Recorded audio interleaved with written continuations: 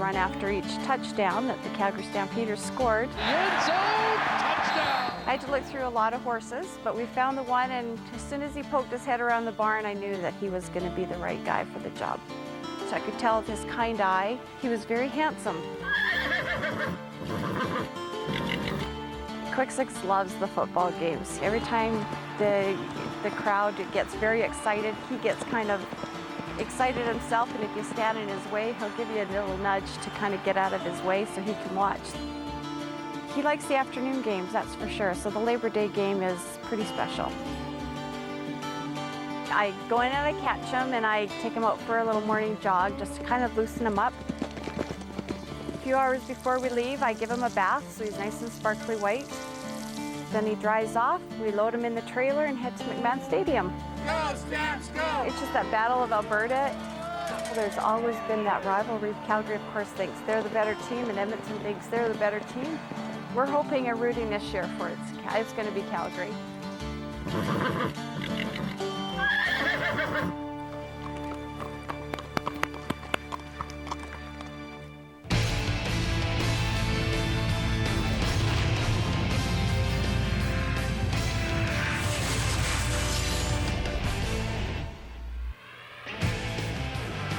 Yes, the Battle of Alberta. Ricky Ray knows it well. However, he has not won this game since 2008. The men in black today. Henry Burris and the Calgary Stampeders come into this one on a roll, winning 4 straight. Game 2 of our Labor Day doubleheader. Dave and Jock and Matt and Chris, if you're just joining us, if you just finished watching the other game, glad you're still with us and hope you are enjoying what's left of your long weekend coast to coast. The Battle of Alberta on Labor Day really has not been much of a battle. It has been dominated by Calgary of late. They've won 4 of the last 5. None of the games have really been that close. And however, you always get excited when you have this quarterback matchup. Ricky Ray against Henry Burris. Burris is coming off an excellent 400-yard performance last week against those Montreal Alouettes. For more on what we are about to see, let's take you out to McMahon Stadium and say hello to Chris Cuthbert and Glenn Suter. Hi, guys. Hi, David. And yes, we do get excited whenever Ricky Ray faces Henry Burris. Uncanny how similar the numbers of these two are as they've both vaulted their way into the top 10 all-time list. It really is amazing. Henry Burris has played 5 more regular season games than Ricky Ray, but their numbers are so comparable when you look at the all-time list and what they've accomplished. Henry Burris ranks 8th all-time in the Canadian Football League. Just this year, moving past Tommy Clements and moving into that 8th spot and into the 40,000-yard club. Ricky Ray right on his heels. Henry Burris, by the way, his best game as a pro against the Edmonton Eskimos. Ricky Ray's best game as a pro, or second best game as a pro against Calgary. But this has been the hotter of the two of late, no question. No question about that. Did not throw an interception in August. Seems to be getting better by the game, and he feels so is the entire offense as they work together. We want to know teams' tendencies, and that's what we're all studying. We're staying after practice now, watching more film, trying to pick up on, key reads and tendencies of what defenses are doing. And when you have the young guys like the John Fruzzanis, the Jabari Arthurs, having an understanding of, hey, this is what the coverage is, this is how I must run my route, and I have to get open because I'm the guy on this play. Now guys are making those plays. They're playing with confidence. We're not thinking. And now when we get down there, you see us continually executing smoothly. Nobody's running the wrong routes. Nobody's blocking the wrong guys. And thankfully, I'm not throwing it to the wrong guys. Jabari Arthur, by the way, 10 catches their last 2 games for the Calgary Stampeders. Johnny Forzani coming off his first 100-yard game and first touchdowns of the season. He had 2 against Montreal. The last time Henry Burris threw for over 5,000 yards was 2008. They won the Grey Cup that year. He's on pace for his personal best. John Huffnagel's mentioned that Henry Burris is getting better because the team around him is getting better. The inverse is happening in Edmonton. Ricky Ray off to a tremendous start, but he could almost sue for a lack of support in the last 3 or 4 weeks. Yeah, his pace in the first 5 games was for over 5,300. It's dropped down to just over 4,500 now on that pace, and part of the reason for that is protection issues up front. And when you look at what they've had to do in this offensive line now, Aaron Fiacone is on the 9 game, gone due to injury. They'll move Kyle Koch on into center. The challenge for him now is the communication and getting everyone lined up. But the biggest move in that offensive line for this game on Labor Day has been Brian Ramsey at left guard, because Patrick Kabongo, the perennial starter at left guard, has been benched and is healthy. So Kavis Reed clearly trying to send a message to his offensive line. They have got to be better in this game. 18 sacks of Ricky Ray in the last 3 games, and so Ray has been struggling of late while Henry Burris seems to get stronger. Can the Eskimos protect Ricky Ray today so he can sling with Henry Burris? It's the second of 3 meetings this year between these two. The Eskimos won the first here at McMahon, 24-19 in July. Dave? That last outing by the Edmonton Eskimos, a 36-1 loss at Commonwealth Stadium. Kavis Reed, their head coach, said afterwards, Matty, that game is in no way, shape, or form what we are about. He needs to correct it, but he's got a tall task today. Absolutely, and their schedule really doesn't lend to that happening. You know, they haven't scored a touchdown in the last 11 quarters, been outscored 91-21 in the last 3 weeks. Ricky Ray's getting pummeled to the point where he's turning the football over now. First 5 games, 1 interception. Last three games, 6 interceptions. Calgary Stampeders, Jock, have got to jump all over this football team while they're wounded and separate themselves from not only Edmonton, but the rest of the pack in the West. These two teams, I think, epitomize why football is such a great team sport. We spend, and we're all guilty of talking about quarterbacks too much, but when you look at Ricky Ray and Henry Burris, you are seeing an example of how 2 quarterbacks can excel when they have great players around them. I love what Henry Burris said about those 2 young receivers really helping him out. Ricky Ray loses his 4 starting receivers, and look what happens to him. Hey, Henry Burris is the best quarterback in the CFL right now. I'm not saying in 2011. I am saying right now he's playing the best football, but watch out for Rich Stubler. He is a master when he has some extra time to prepare. He may frustrate Henry Burris. You know what? A big game for Burris last week? Nick Lewis. I think he got a game ball from Milt Stegall last week. He was one of 3 Stamps receivers who had 100 yards. He had 121, and he knows all about Labor Day. He's ready to go, and it's next. Oh, and everybody's getting ready, and they certainly had a good time at this game last year as the Stampeders won by 47 points, 52-5. It was an absolute beatdown, and they're hoping to get the exact same result. Game 1 went to the Hamilton Tiger-Cats' big win over the Montreal Alouettes. We are set for game number 2. The Calgary Stampeders beat Montreal last week at McMahon, and Henry Burris said that was our breakout game, and that's bad news for the rest of the West, seeing as the Stamps are already 6-2. Their offense is hot, averaging about 40 points a game the last 3. Edmonton's is not. They got 21 points in their last 3 games combined, Jock. But Ricky Ray can't score points from his back. No, pretty tough to do that. Yes. Nothing used to do that, though. That's how good he was. The odd time, yes. Whatever. You know what? Ricky Ray is obviously, all the talk is about protection, and Glenn Suter talked about all the juggling going on in the offensive line, but that's not really an excuse to me. Hey, when you think about the Edmonton Eskimos at the beginning of the season during their 5-game win streak, they had all kinds of shuffling happening in the offensive line, too. So, yes, they have 7 sacks in the first 5 games, 18 sacks in the last 3 games. So, obviously, there's a big problem there, but I'm not putting that all on the offensive line. Ricky Ray has got to get rid of the football sooner than he has been. I know he's missing his starting receivers, and that causes him to hang on to the football sometimes, Chris, but do his O-line a favor and call a lot of quick-hitting plays so they're not putting a lot of pressure on that young offensive line. You know, which Edmonton team is going to show up? The one that won 5 in a row to start the football season, or the one that has lost their last 3? It's an interesting question. Now, history is on the side of the Eskimos. Hey, Saskatchewan, they whooped Winnipeg. Hamilton, they whooped Montreal. Why can't these Edmonton Eskimos rise to the challenge? I think this will be an immensely competitive game. Kavis Reed, as a head coach, benched a starting player, Patrick Kabongo. That says a lot. I bet you Edmonton rises to the occasion. I'm not saying they're going to win, but I am going to say that it's going to be close. They just rise and make it close? Make it competitive. Apparently that's good enough for Schultz. That's good enough? Competitive. Oh, That could happen. That could happen, Schultz. Yeah, you know, you got Bowman back, you got Henry back, you've got Peach back, you know, which is a huge pickup for that defense in Edmonton. You know, you've got the change up front. You got 2 basically rookie tackles for the Edmonton Eskimos. I don't think that's enough for the Edmonton Eskimos to be competitive. The Calgary Stampeders got to jump on this football team and do what they did last year and put them in a beat-down situation where they beat them 52-5, 47-point victory, largest in this Labor Day Classic. Thank you. So you're saying this is a must-win, should-win? Without question, must-win, should-win for the Stampeders. All right, both Saskatchewan and BC got wins this week, but right now the 2 front-runners in the West are Edmonton and Calgary, and they are going to kick it off next on Labor Day.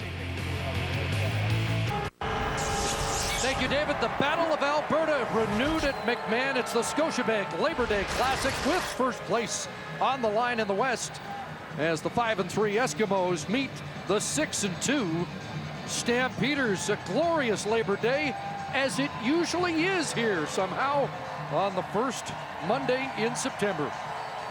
Henry Burris is hot of late, coming off the fourth best passing performance of his career in a win versus the Montreal Alouettes. 422 yards passing in that one. Ricky Ray in the other direction of late. The last 3 games he's been sacked 18 times. His O-line has got to keep him upright.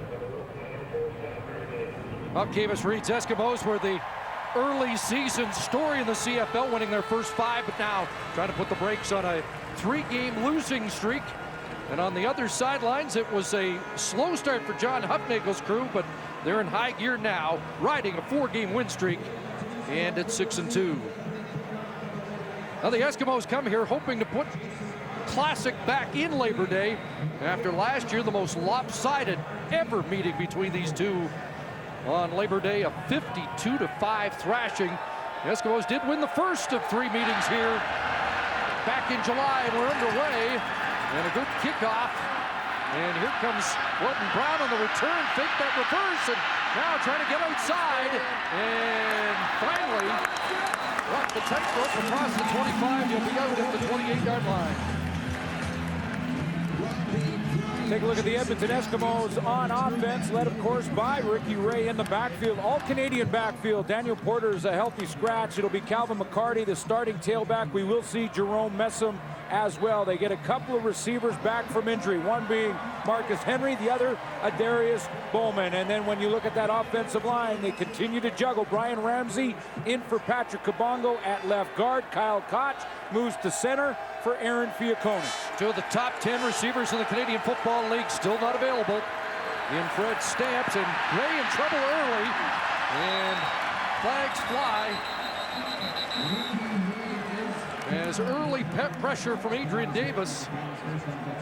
Kim Murphy's in charge. Did Davis get his hands on the face mask? It was a face mask right out of the gate. You could see Ricky Ray's head get pulled down towards the turf. Major foul, unnecessary roughness, face mask, Calgary. 15 yards, automatic first down. Take another look at this one. You can see right here, across the face mask grab, and that's how you... No question on that call. But it looked like it was Junior Turner.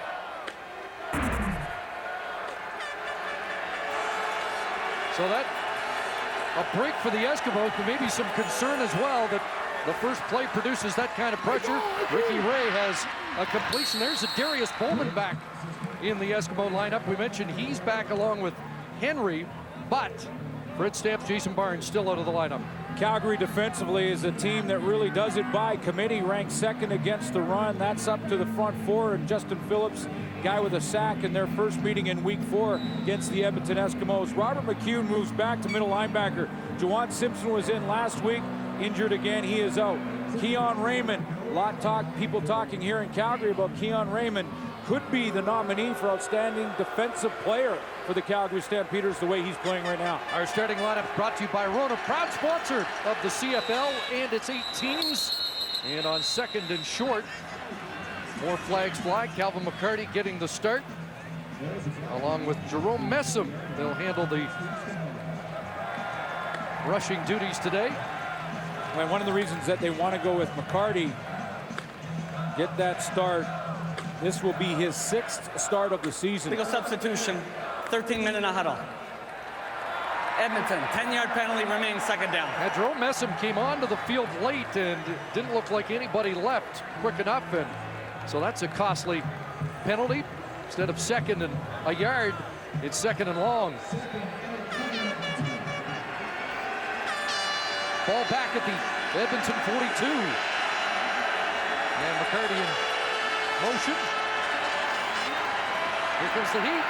Ray gets it away, and that pass off the fingertips of Priche Rodriguez.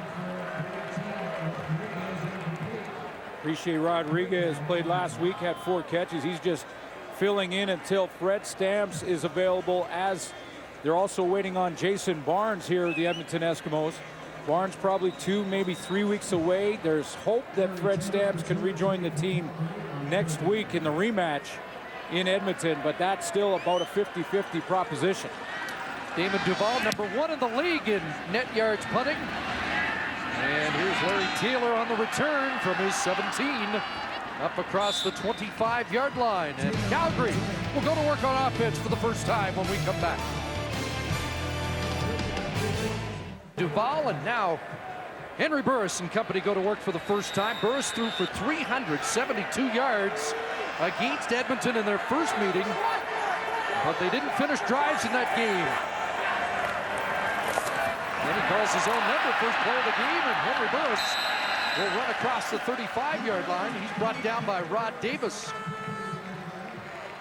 Well, you got to highlight Henry Burris, the way he's playing of late. I mean, this team is averaging 338 yards passing the last 5 games. He will have Joffrey Reynolds and John Cornish in the backfield, but we'll start with the veteran in Reynolds. And Johnny Forzani off his biggest game of the season, 101 yards against the Montreal Alouettes and a couple of touchdowns in that one.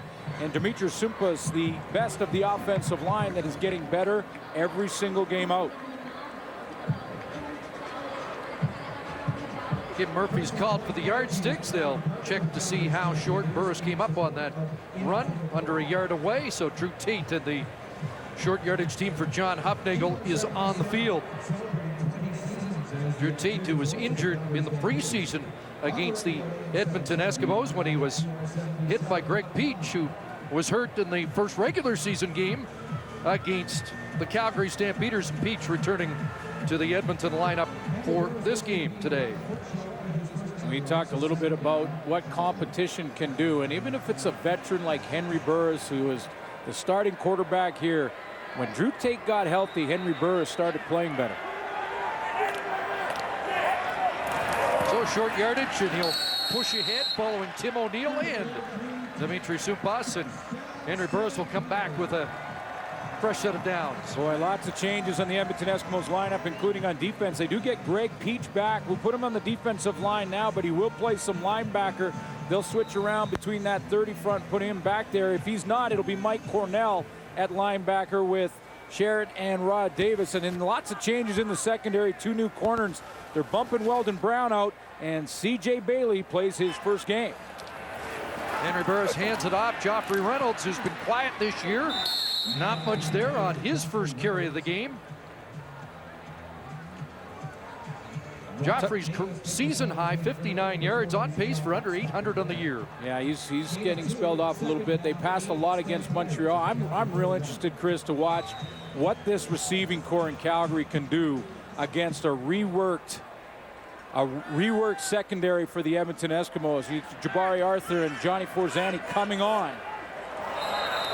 Kenyon Rambo 10 yards offside. Yes, a little anxious on that play, so they'll back him up 5. Why wouldn't you be? I mean, and this is not a shot on C.J. Bailey out of the gate. Calgary number 85. A 5-yard penalty, remains second down. Who is a rookie out of Southern Mississippi, getting a chance to play.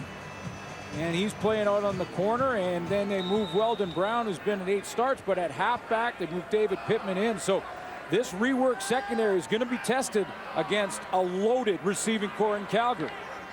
Stampeders averaged 38 points a game their last 3. Burris under pressure, dumped it off. Nick Lewis is there, and he'll get dragged down at the 40-yard line after a short gain. And the punt team will have to come on for Calgary. Well, and one thing that the Edmonton Eskimos can do to help that secondary is get pressure like they did there. Just get Henry Burris moving around, a little uncomfortable. He had to dump it off to Nick Lewis on 2nd and long, and the punt team will have to go out. A great pass rush will save a reworked secondary every time. There's Jason Armstead back. Burke Dales to kick. Armstead will bring this one in at the 21. Up to the 30-yard line as we approach the 5-minute mark of the first quarter. Back to McMahon, where on the sidelines is Jermaine Franklin. Chris, as if this Labor Day Classic rivalry needed any more intensity, the Eskimos decided to give it a try, and I think they did a good job of it by purchasing a billboard right outside of McMahon Stadium. And as if you can see right now, it's an Eskimos fan on top of a Stampeders fan in a rather unflattering position. The humor was not seen by many Stampeder fans, and a few actually snuck up in the middle of the night in the week, and they wrote a few choice words of their own. Needless to say, the billboard had to be faded to black, but when it comes to this rivalry, it's a hostile town when it comes to the green and gold. Always has been. Back to work, Calvin McCarty inside, and not much there. Now, I heard the panel in the pregame show talk about how a team that is on a 3-game losing streak buys a billboard in Calgary, but this was the marketing department, not the football operations of the Edmonton Eskimos, and I love it. I think it's a ton of fun for the marketing department of either team. Maybe Calgary does it in the rematch next Friday to get the fans a little bit riled up. Now, I don't know how a fan got way up there to paint anything on it, but it's a lot of fun. Cause for concern with Robert McCune, the middle linebacker, on the sidelines. Here's Ricky Ray taking off, and he'll rush for the first down. One thing about this rivalry and the intensity that is involved, especially on this afternoon, every Labor Day Monday, is how physical the game becomes. Robert McCune is now on the sideline as they'll try and juggle that defense, and even a guy who will pick his times to run in Ricky Ray, and it'll be a couple a game. He'll lay it on the line in this one. The rookie out of Mount Allison, Akwasi Antwi, is in the middle now for Robert McCune, who's replacing the injured Jawan Simpson. And there's Devon Claybrooks with a big stop on Calvin McCarty on that first down run. Was Biscuit rubbing his belly there? He just took a big bite out of Calvin McCarty. He reestablished the line of scrimmage about a yard behind the offensive line. And we talked about that challenge the Edmonton Eskimos will have, and the responsibility of Kyle Koch in the middle to call the fronts and make sure everybody up front knows exactly who they have to block. No one blocked Devon Claybrooks. Calgary with the number 2 rush defense in the CFL. 2nd and 11. Ray, far side. Marcus Henry with it. And he'll get cut down short of the first down by the corner, Greg Bassett. Marcus Henry returns, had concussion issues, and he is back against the Calgary Stampeders. Had just 1 catch. His best game of the season was a 6-catch affair against the BC Lions, and they also get a Darius Bowman back. So some of the weapons that Jock Climby talked about in the pregame show are starting to get back into the lineup, and Bowman now conversing there with backup quarterback Kerry Joseph. So the Eskimos muster 1 first down on each of their first 2 possessions, and now Duvall to kick it away once again. Kept the ball away from Larry Taylor in the first meeting. Here's Taylor on that return, running out of real estate as he steps out at the Calgary 26. Some green, and not as many this year. Back to work goes Calgary on offense out of a double tight end, and Henry Burris lost the handle, finds it, and now under siege, Rod Davis will trip him up. Davis just got to the ankles. That was disastrous from the get-go, but it looked like Henry Burris was somehow going to escape. Well, and he starts out dropping, but the desperation in Rod Davis, who is in that linebacking core, starts out with a little bit of a pass drop, but because he sees the ball fumbling around, he goes after Henry Burris, and he looked like he was going to escape here and get some time outside, and that's the desperation from Rod Davis. So it ends up being a sack for the Eskimos, a loss of 14, and 2nd and 24 as the Stampeders are backed up. And that pass is ruled incomplete. They're ruling it did skip into the hands of Johnny Forzani. And a slow start for this Calgary offense here on Labor Day. Nice stunt by the Edmonton Eskimo defense to cause some problems up front. They're going to get Sherrod here, who's going to hit that hole, and then have around the outside going to be Marcus Howard, who's coming on the stunt. He provides the pressure. Henry Burris has to hurry his throw. Because of that, it's a little bit low. And the Calgary Stampeders, again, looking at third and a whole bunch. So the Eskimos anticipating great field position here as Armstead awaits near midfield. And the kick is a short one, but gets a great Calgary roll. And now Armstead on the return, and he'll be out of bounds just beyond the Edmonton 50-yard line.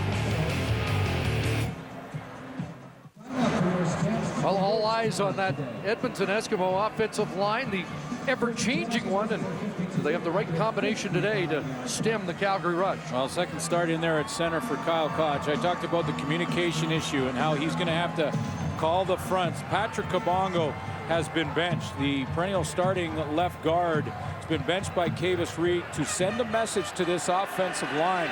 And I'm not sure I agree with my co-worker in Jock Climby in the studio when he talks about the offensive line not being an issue here. Play action. And a rush across midfield. In case you missed it, Jock Climby talking about that they had a reworked offensive line and different people and personnel up front to start the season when they were 5-0. But that reworked line was working. In the last 3 games, they've given up 18 sacks. And if he turned to his left and talked to Matt Dunnigan about if he'd be concerned as his offensive line gave up 18 sacks in 3 games, I would say there's a concern there.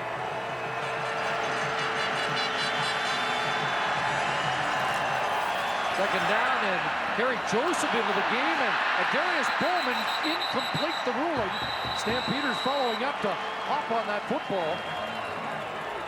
But Kerry Joseph into the game on that last series. Yeah, Demetrius Morley, the safety, sneaks up here. Kerry Joseph's getting limited reps. He's going to not pick up the safety coming on the blitz. That gives him some problems right as he turns to throw the ball high. Darius Bowman bats it around, and just a swarming defensive effort for Calgary.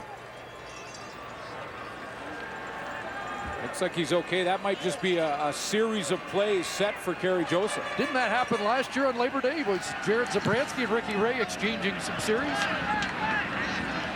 And that ball bouncing out of bounds. Larry Taylor unable to field it, and the field position battle being won so far by the Eskimos. 10 minutes into this Labor Day Classic. Not much happening offensively. Henry Burris will get going. I mean, he has over the last few games, and he has, when you look at his career, 250 touchdown passes. That's an exclusive club. 2 behind Tom Clements. He also joined the 40,000-yard club this season.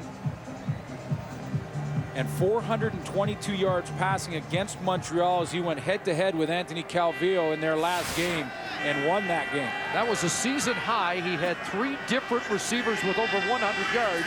First time that's happened in a CFL game since 2008. And there's a completion out in the flat, and Robbie Bryant dragged down by the newcomer on the corner, C.J. Bailey.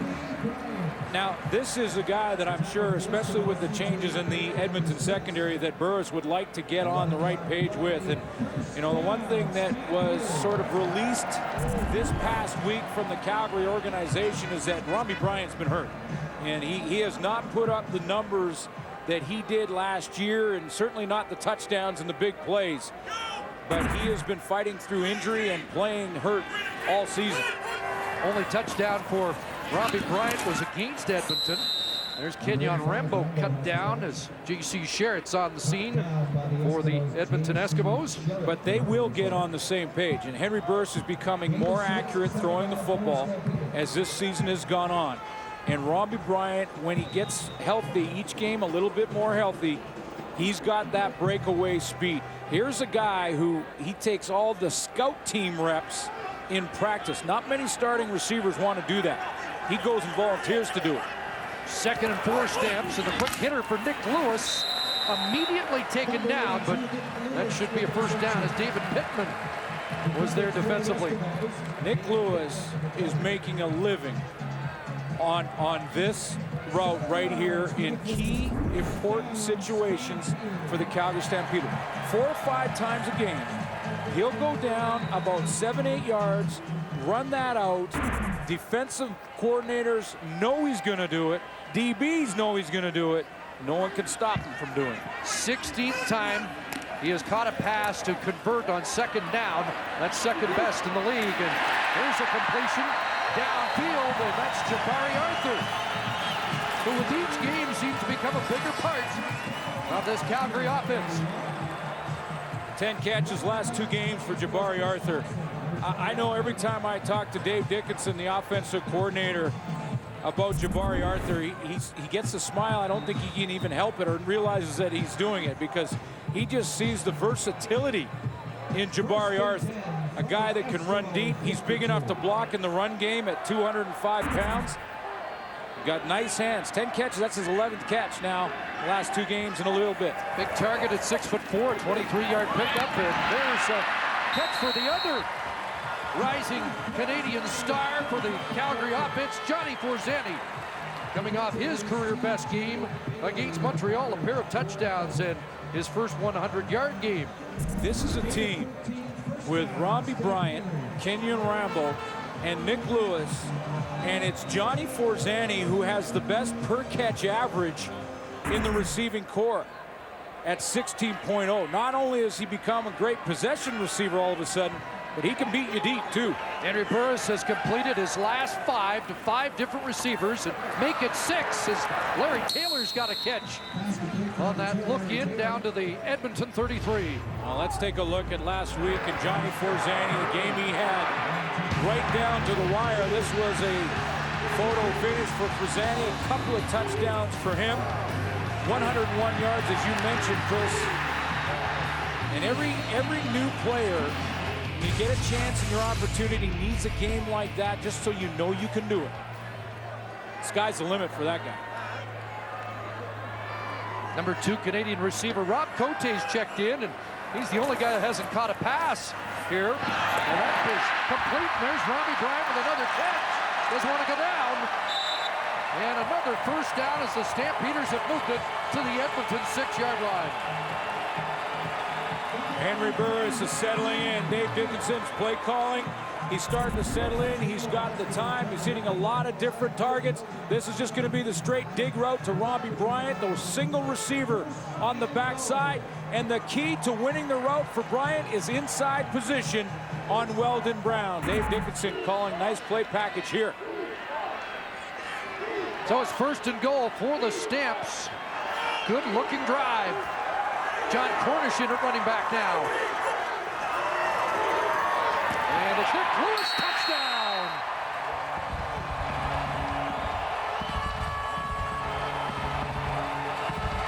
The Calgary Stampeders drive 99 yards and have the opening score of the 2011 Labor Day Classic.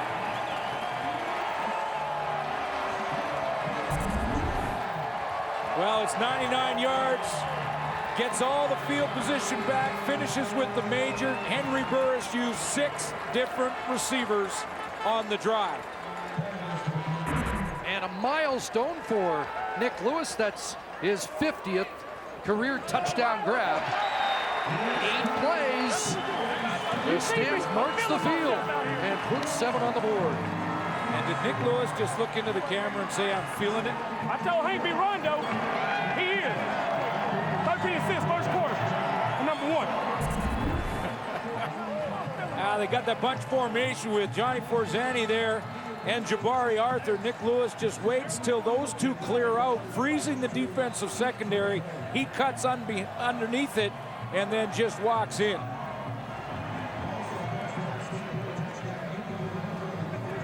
So now Henry Burris, who hit 250 in his last start, has 251. Hey, you keeping it high enough so he got to put it there. Good job of keeping it high and just coming down on it.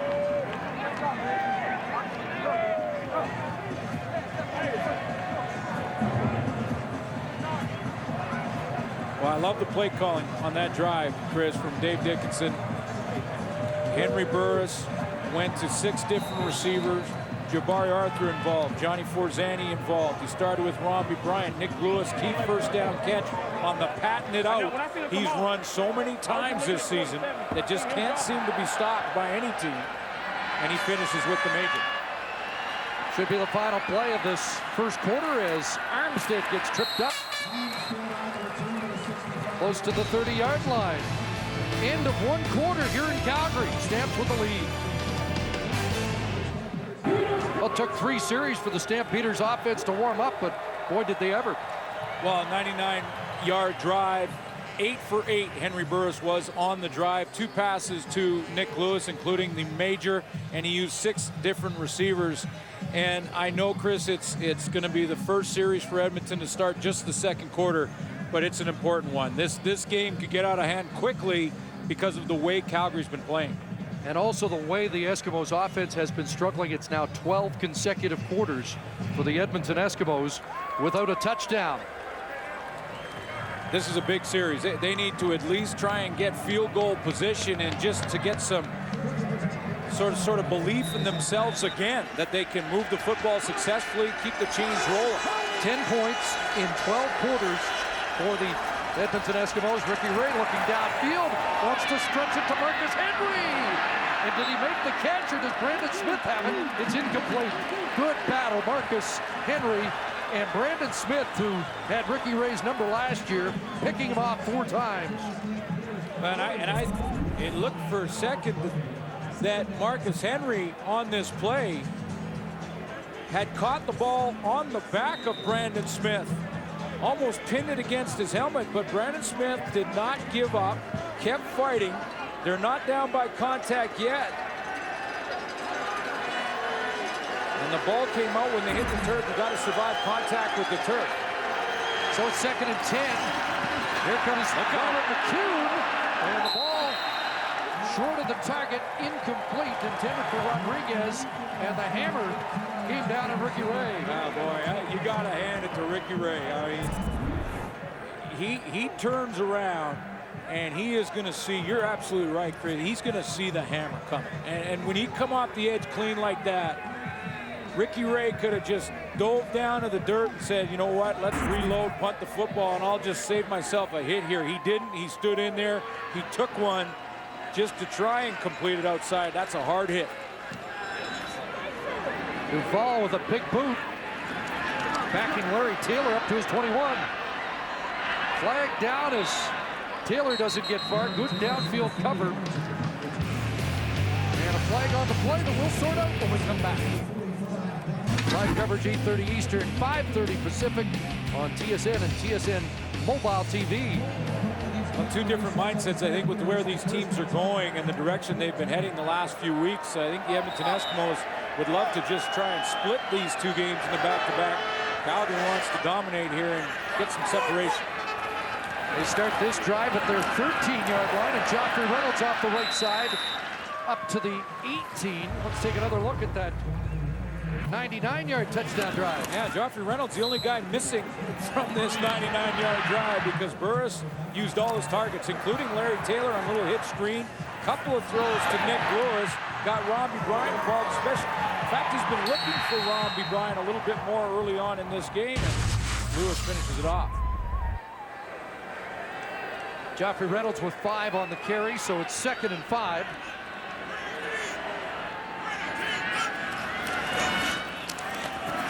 Burris has time underneath, and incomplete, intended for Rambo, and Rod Davis separated him from the football. For Edmonton Eskimos to come back and win this game against a red-hot Calgary team, they're going to need effort like that.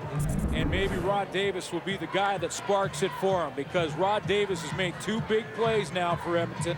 One on a sack on Henry Burris, forcing a punt from the Calgary Stampeders early in the first quarter. And that put the punt team on the field as well. Sometimes you can rally around one guy. The Eskimos should look at number 40. Well, again, anticipated good field position. That's been the plus for the Eskimos so far in this game, but unable to do anything with it. Here at midfield, Armstead fields the punt, and he'll get knocked down, bumped into Jerome Messam, and Justin Phillips finishes him off. 7-0 Calgary. Let's check back in with Jermaine. Chris, with the Stampeders winning 4 straight games and the Edmonton Eskimos losing 3 straight games, I asked defensive lineman Devon Claybrooks if there was any chance of his team taking the Eskimos lightly. And he looked at me incredulously and said, "Have you met our coaching staff?" And he's right. Hufnagel does run a very tight ship along with Chris Jones. And Claybrooks went on to say that also they lost their first game against the Eskimos right here in this stadium. To quote him, they kicked their tails. They have to prove to themselves that they can beat the 2011 version of Edmonton, as well as they don't want Edmonton to have the tiebreaker of the season already. Well, the Eskimo win right. ended a 6-game winning streak for Calgary over Edmonton, and yes, 3 meetings this year. Yeah, if Edmonton can win this game, they lose the series. The Calgary Stampeders certainly don't want to do that. 2nd and 10, Ray with time, and the pass is threaded in, and that is a big 2nd down conversion to Darius Bowman, back in the lineup after suffering a rib injury in late July here in Calgary. Play the slot back position, just going to run that curl and find a hole. Come back to the football and present a target. You can see the drops by the Calgary Stampeders into zones in the field. And there's Bowman coming up. By the way, if John Hufnagel can get his 43rd win here on Labor Day, 43rd win as a head coach, move past Jack Gotta and will be 2nd all-time in Calgary Stampeder history. Boy, he's racked up the wins, the winning percentage, .678 for John Hufnagel in his tenure here. Trying to use the speed of Armstead on that sweep. And it's defended well. Armstead down inside the 40-yard line. And that leaves him just behind Wally Buono. Now he's just a ways behind Wally Buono. If he gets that 43rd here this afternoon, he'll be 110 behind Buono. Calgary Stampeder history, but you know, whether it's a Mark Trestman who's back-to-back Grey Cup champion, or John Hufnagel, who's a Grey Cup champion from 2008. I think these coaches focus on their teams and their team's progression, not the opponent as much. 2nd and 6, here comes pressure. Ricky Ray wants Armstead, and it's incomplete. Oh boy, and you know what? He had him. He had no safety in the middle. And this is where the Edmonton Eskimos miss Fred Stamps. And this is the Fred Stamps play, to read this and go to the hole. Go to the open area. Ricky Ray has thrown it up. Fred Stamps still leads this team in receiving yards and hasn't played the last 2 games. No safety back there. This is the Fred Stamps play. Jason Armstead just not nearly as many reps as Stamps. And he runs too shallow across and doesn't get up the field. Working against Brandon Smith, who was beaten twice deep by Fred Stamps in the first meeting. 65 and 56-yard touchdowns. Derek Chabot in to kick field goals for the Eskimos today, and Chabot got it. That's a big one from 46 yards out for Chabot, who shares the kicking duties with Damon Duval on this Labor Day, and the Eskimos are on the board.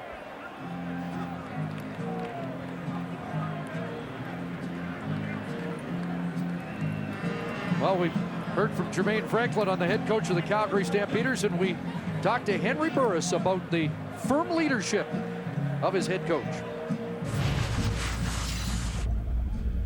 To me, he's still the ultimate player coach, because, you know, we work hard, he gives us things. But when it's time to get down to business and get ready to win big games, it's all about business. And he lets guys know about that. And if he feels something, he'll say it.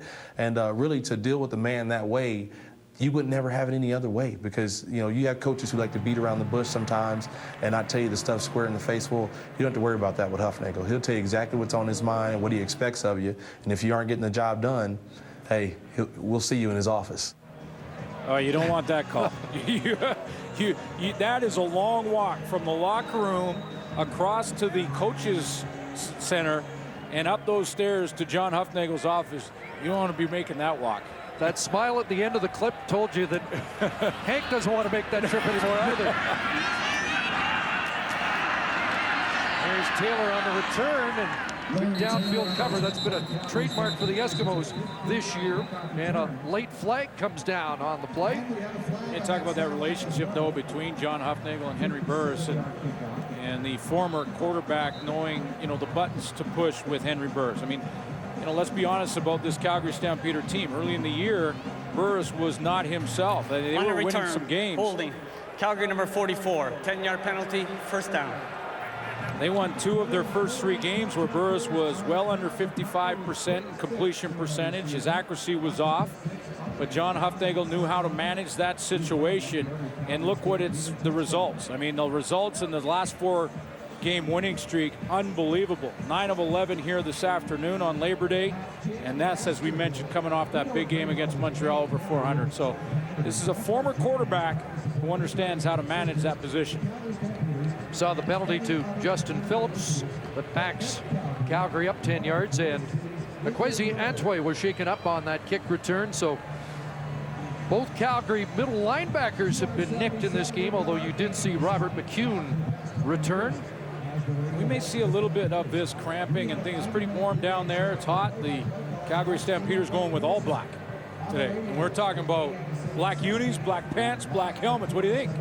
It's a tradition for Calgary to make a fashion statement on Labor Day. We've seen a number of different looks, but this, we believe, is the first completely all-black look.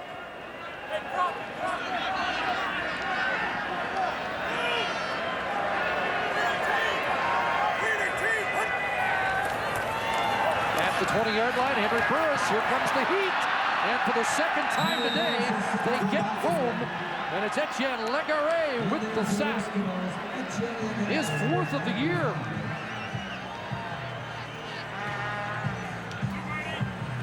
Legaré, they're going to play a 4-man front up here, and Legaré's interior defensive lineman. This is just about collapsing the pocket and being tenacious, not being denied, because the blocking up front pretty good initially.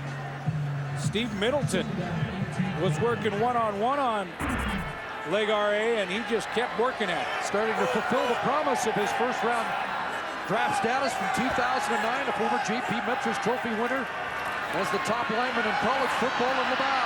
More pressure. Burris the long out, and he can't connect with Johnny Forzani. And the Eskimos get a good defensive stop here with Calgary deep in their own zone after their first points of the game. The Edmonton Eskimos are going to have to mix things up defensively and try and keep Henry Burris a little bit off balance. And they have the personnel right now, even though there's a lot of changes and a lot of new faces defensively. They certainly have the personnel to play either a 30 front with 3 down linemen or a 40 with 4. And that may be just enough to keep them off balance. That was a good series defensively for the Eskimos.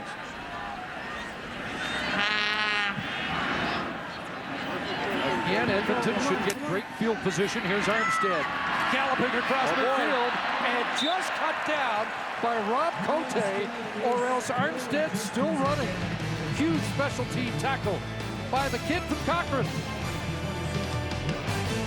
With the Calgary Colts, or check that, Lyle. Yep, there's Lyle out there, and this is Tom here to the right. Tom was 9 years old and was watching the Calgary Stampeders in '48 when they went through the perfect season. Jerome Messam with a carry on first down. I wanted to say, I said Scott because Lyle was a former teammate of Scott Dybert, Calgary Stampeder. They go to the Grey Cups, and watching today, Tyler and Brooklyn at home, and both watched a Calgary Stampeder game before they were a month old, but they didn't get tickets to the Labor Day game. They got the short straw on the tickets today, but big Stamp fans. And Tom's seen a lot of Stampeder football over the years. Second down, Ray looks one way or the other, and he'll just take off. And Ricky Ray should get the first down. Robert McCune, the middle linebacker, will bring him down. Robert McCune, prior to last week, played 3 games at middle linebacker for Calgary while Juwan Simpson was injured. And McCune, who had in that period 3 games, 12 tackles and a sack, played every play with a huge smile on his face. This guy just loves the game. I mean, he loves to hit, and he's already got up close and personal with Ricky Ray a bunch here this afternoon. 4th game start at middle linebacker for McCune. The first down, and tripping up as he took the handoff was Messam. The Eskimos' challenge here is to string some first downs together. They have yet to do that in this game. Jerome Messam's been struggling a little bit. He had the big game against With 17 carries and a 6.1-yard average in that game, over 100 yards, was the Canadian Player of the Week. He struggled since. And they're going to go with the all-Canadian backfield. Calvin McCarty gets the start largely because of his ability to protect in the passing game. But Jerome Messam will play. Second and 9, trouble, but Messam picks it up. There is a flag, and here's Messam trying to make something out of nothing, and he lunges to the 30. He'll be close to a first down. But what's the penalty marker? Messam, 5th in the league in rushing coming in, but with 5 carries for -4 yards in its last 2 starts. Yeah, just really struggling. And it looks like this is going to come back as well with the discussion that's going on the field right now. But a heads-up play by Messam to get close to a first down and force Calgary to take this penalty. Illegal procedure, illegal formation. Edmonton, 5-yard penalty, remains second down. Boy, awful tough when you've got so many different faces and you're trying to put a game plan together at mid-season, but you have to simplify while you do it so that you don't get confusion out there like happened on the last play for Marcus Brandon. Fourth, second and 14. McCarty now in the backfield. Here comes the pressure. They dump it off to McCarty, and Eric Fraser's on the scene. The Burnaby product with a clutch tackle. Another loss for the Eskimos, a loss of 1 on the play as the Calgary defense comes up big. Yeah, but you know, when I watch this play again and watch Ricky Ray having to throw the ball way before he wants to, this is about 3 series in a row now that pressure is getting there automatically. And we talked about the challenges on the O-line. This is coming off both edges. You can see he's been backing up, backpedaling, and on the run. Great tackle by Eric Fraser, but pressure's been relentless. There's a nice punt by Duval into the corner. That will go out at the 11, a 34-yard kick that once again backs up Henry Burris, and it's 7-3 Calgary. Yeah, that seems like the Stamps have been looking at a long field. Yeah. The Eskimos a short field throughout this first half. Yeah, and you know what? And if you're Rich Stugler right now, you're starting to mix things up with those either 3-down linemen front or 4-down linemen, and it's caused some problems for the offense for Calgary in the last couple of series. You know, if the Edmonton Eskimos, I guarantee you, if you asked them if they'd go in at halftime down by 4 on Labor Day in Calgary, with the way things have been going, they'd take that. 6 starts for Calgary, none better than the 27-yard line. Here's Burris. Oh, ball popped out. It's loose on the ground. Who's got it? And it's Edmonton Eskimo football. Dimitri Supas was close for Calgary, but who got it for the Edmonton Eskimos? It might be Rod Davis. Greg Peach forces the fumble, and he comes up with it, maybe T.J. Hill.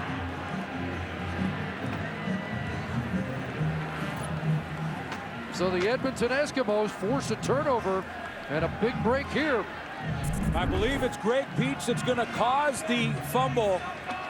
And when Burris, as that pocket starts to collapse, he steps up, Peach hits him here, the ball comes out, and it was Rod Davis in a battle there with Supas trying to get to it first. So can the Eskimos convert here? Here's a Darius Coleman down the sidelines and puts his head out. Good collision. Was it ever? Down around the 2-yard line. You see what I'm talking about having a player or two start to fire everybody up on your team. I mean, this is a team on a 3-game losing streak, playing one of the hottest teams, if not the hottest team in the Canadian Football League in Calgary. And Rod Davis makes a couple of plays. Greg Peach causes a fumble. Watch Darius Bowman be the hammer, not the nail there. Brandon Smith and Bowman on that Richter scale collision. And they mark it at the 1, 1st and goal. Gary Joseph back in at quarterback. He'll keep. And he scores. Touchdown, Edmonton.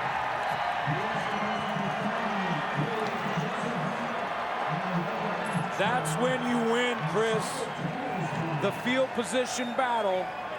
All it takes is one play, one turnover, and if you have that field position battle won at that point, you can turn it into points. That's what the Edmonton Eskimos did. They had that field position advantage, They had it for a couple of series. They finally got the play they needed when Greg Peach caused the turnover, and that turns into 7 points and an Edmonton Eskimo lead. Some late flags after the score by Kerry Joseph.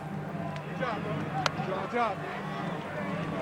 After the score, major foul, unnecessary roughness. Calgary number 91, 15 yards will be applied on the kickoff. Well, that's Kevin Dixon. And that makes it even worse for the Stamps. And the field position won't be enhanced after that penalty. And John Huffnagel will not like that penalty right there either. Last time these two teams played this year, Calgary had 12 penalties for 154 yards.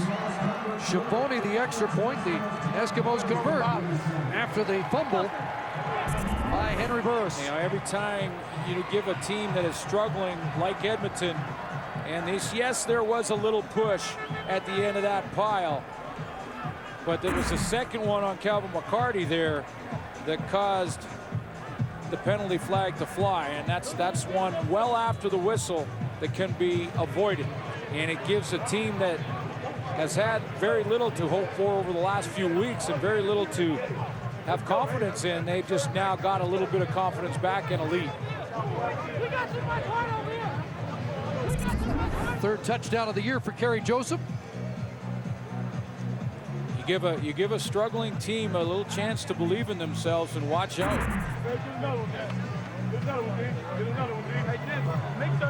Well, one of the things the Eskimos have done well in the first half of the season, create turnovers.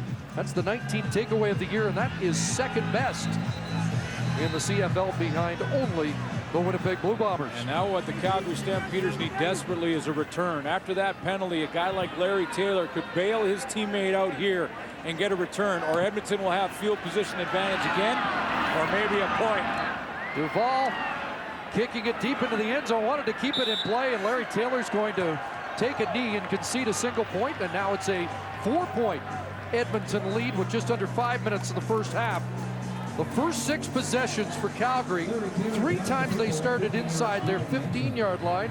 They've had starts at the 20 and twice at the 27. And we did see them drive the field once, 99 yards for a touchdown. But this field position start will be their best of the game as they'll begin at the 35 after that single point. How many times do we hear coaches talk about field position? How important it is. You work hard to get it, and then you get the turnover, you get points off it. And since the touchdown, Henry Burris 0 for 2. Nick Lewis looked offside on that play as they handed off.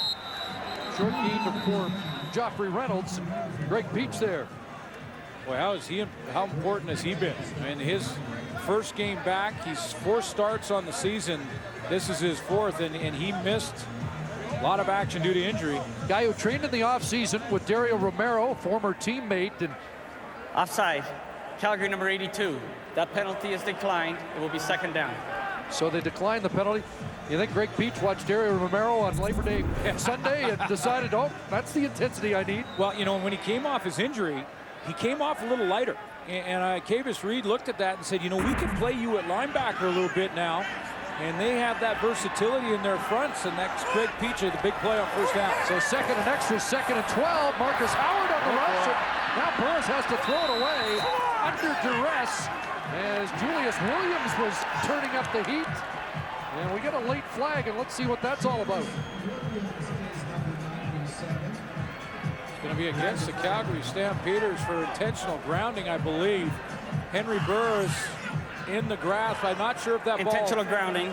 Calgary, number 1, point of foul, 3rd down. Not sure if that ball crossed the line of scrimmage. And I did not see a Calgary receiver close.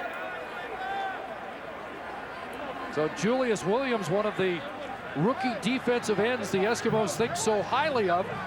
Well, we saw them both in that play. First Marcus Howard with initial pressure, and then Williams to finish the job. 32 is the line of scrimmage for the Calgary Stampeders here. Burris gets outside around his 25. Did that ball go across the 32? Looked like it was very close.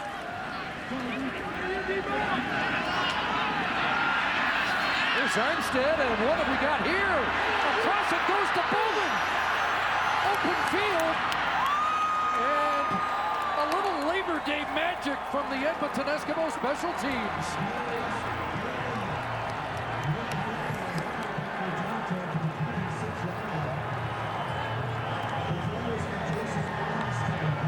Jason Armstead about 4 or 5 steps to his left, then wheels back, and back way on the backside is Darius Bowman. And the only question is, was it behind? A little variation on the Music City Miracle play. I don't know if we expected that this time of the game. Calgary didn't expect it, and Jerome Messam now pounds it straight ahead down around the 15-yard line. Well, let's take one more look at this, and no challenge flag or anything, but Armstead right on the 40, and Bowman's coming back. Does he get behind the 40 when he catches his ball? And it looks like it's just well executed. Nice play. 2nd and 2. Calvin McCarty, and he'll have the first down. Oh, it looked like the Stampeders were dominating early, but now the Eskimos in charge. Little razzle-dazzle. And suddenly, Edmonton knocking at the door again. 1st and 10 at the 13-yard line. And that play stopped. Not going anywhere. Jerome Messam in the grasp. Adrian Davis among the Stampeder defenders. Suddenly, this is a huge series for Chris Jones and that Calgary defense. Yeah, it sure is. Sure is. You know, it's a sudden change. They get caught on the special teams play. By the way, Jason Armstead in his career has thrown the football a few times. He's 2 for 6 for 68 yards and a touchdown. So he's got a strong arm and showed it on that gadget play to Darius Bowman. 2nd down, and the play doesn't get off.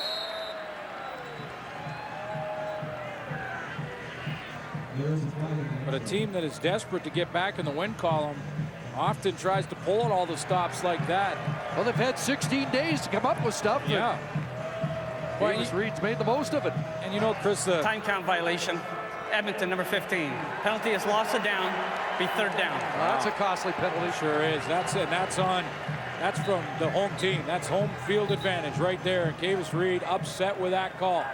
Chance to really build on the momentum from the special teams play. And they can't execute on 2nd down. I mean, that one hurts. And Davis Reed saying to Ricky Ray, call the timeout. We had a timeout. Here's Shimoni. After a 46-yarder, this from 20. And he puts it through. A little trouble with the spot, but good job by Eric Ward to get it down. And the Edmonton Eskimos have a 7-point lead with under 3 minutes to go. Live at the half coming up, and a lot to talk about for the guys back in the panel. I wonder when they assessed today whether they were told that there'd be one lopsided game, whether they thought it would be the first one and not this one. Yeah. There are some green and gold in the crowd. How did we miss those guys? Well, a couple of returning players for Edmonton, I believe the guys in the panel would like to discuss. One being Greg Peach, his return on defense, and Darius Bowman on offense, and they have made an impact. And you know, if you're wondering what has happened to the Edmonton Eskimos after a 5-0 start, injuries. It's been a big one. Henry Burris back to work, and that crosser doesn't work as Johnny Forzani dropped it and paid for it. Rod Davis has brought his Labor Day game. Oh, is he ever? You know, and I think, to me, he's been the best. He's been the best football player on the field for the Edmonton Eskimos. Rod Davis, and I've watched him away from the ball a little bit here as well, and he is making plays. He's getting to the football, and he arrives there with a bit of an edge. That Labor Day edge. Statistician Dave Moyer telling us that Stampeders have not registered a first down since their touchdown drive. 2nd and 10, and that ball is tipped and incomplete. J.C. Sherritt, who's had quite a rookie year, got his hand on the football. Nice disguise there by J.C. Sherritt. He's going to line up in the line of scrimmage here, make it look like he's blitzing, and then he drops out and gets underneath this throw. Good athletic move to just turn, open up his hips, get there, pivot back to the inside, and knock that football away from Kenyon Rambo. Well, that defense has been stout most of the year. Gave up 36 against BC 2 weeks ago. First time they'd allowed over 30. Burke Dale's off the side of his foot. It's a decent roll. And this time Armstead's not throwing. He'll get up to the 40-yard line. And 1:59 left for the Eskimos to perhaps increase their lead. Well, it's interesting, Cavers Reed talking this week about how a lot of people may be starting to panic a little bit about a 3-game losing streak after a 5-0 start to the season, but you didn't get that feeling at all in discussions with Cavers Reed. He's confident in his team. He knows the challenges they've had to overcome with regards to injuries, certainly with this offensive line and the juggling that's gone up front. But he still has confidence. He gets Fred Stamps back possibly next week. It's a whole different team again. Eskimos with a touchdown lead despite only 88 yards of offense. Here's McCarty out of the backfield, trying to cut it back into traffic up to the 42-yard line. And that's a gain of about 3. The question will be, though, while they get these players back from injury, like Greg Peach, like Adarius Bowman, can Cavers Reed keep his quarterback healthy? I mean, you can't take 18 sacks, and he's been hit and hurried, Ricky Ray, a whole bunch in this first half. I think prior to this series, it was 7 hurries and 6 hits, so yeah, getting a lot of attention. You know, and that will take its toll. And don't forget that huge hit that he took from Robert McCune when he was free on a blitz. So, you know, 18 timeout, sacks. Edmonton. Now the Eskimos use their timeout. 92 seconds on the clock at a 2nd and 7 upcoming. Have to try and keep him healthy. They get the troops back, then they get their starting receiving core back. That'll be 2 or 3 games with the reworked offensive line, and then the Edmonton Eskimos are back in business. It is funny that not every year do these two teams come in as the top 2 ranked in the West, but there was no discussion really about this being a battle for first place. Calgary was rolling, Edmonton was struggling, but all that can change here this afternoon.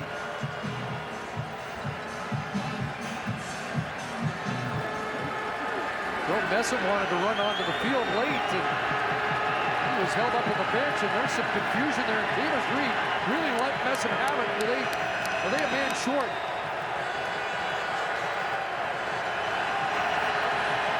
Looks like they've got the right complement, but Messam could have created a penalty there. Looking downfield, and there'll be flags. As Jeff Tisdale got his hands on the intended receiver, Preche Rodriguez. You know, I believe that Ricky Ray made this decision on his own for 2 reasons. One, he got the bump and run coverage that when Jeff Tisdale's going to step up in there like that, it's the automatic adjustment and fade route. So they're going to run that pass fade interference. route. Calgary number 29. Point of foul, automatic first down. They run the fade route to Rodriguez, but I also think that Ray saw the confusion on the sideline and thought, you know, the safest play is just to throw the fade where my guy can get it or nobody. Maybe we draw a flag, and that's what Edmonton did. Well, Messam is into the game now as the Eskimos go to a 2-back offense. They fake to Messam.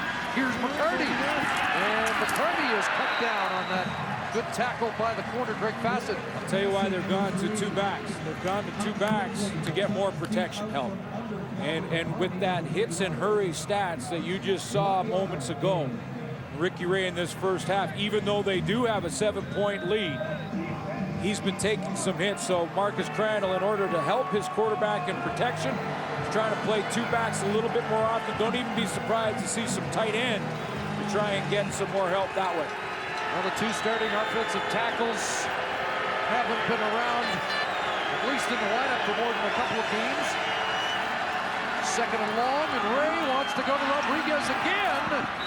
And tight coverage there by Tisdale, and it falls incomplete. And Tisdale wins that one. So in the fades with Preche Rodriguez, who's a big target, you could see the size mismatch. Jeff Tisdale will take this challenge, and they're 1-1 right now. Now, he gets away with that grab because that's early enough in the process.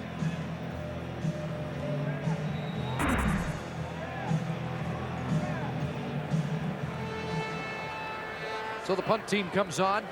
Duval will try and pin Calgary deep again. Booms this one into the end zone and through, so that'll be a single point. A 67-yard boot by Duval, and an 8-point lead for the Eskimos.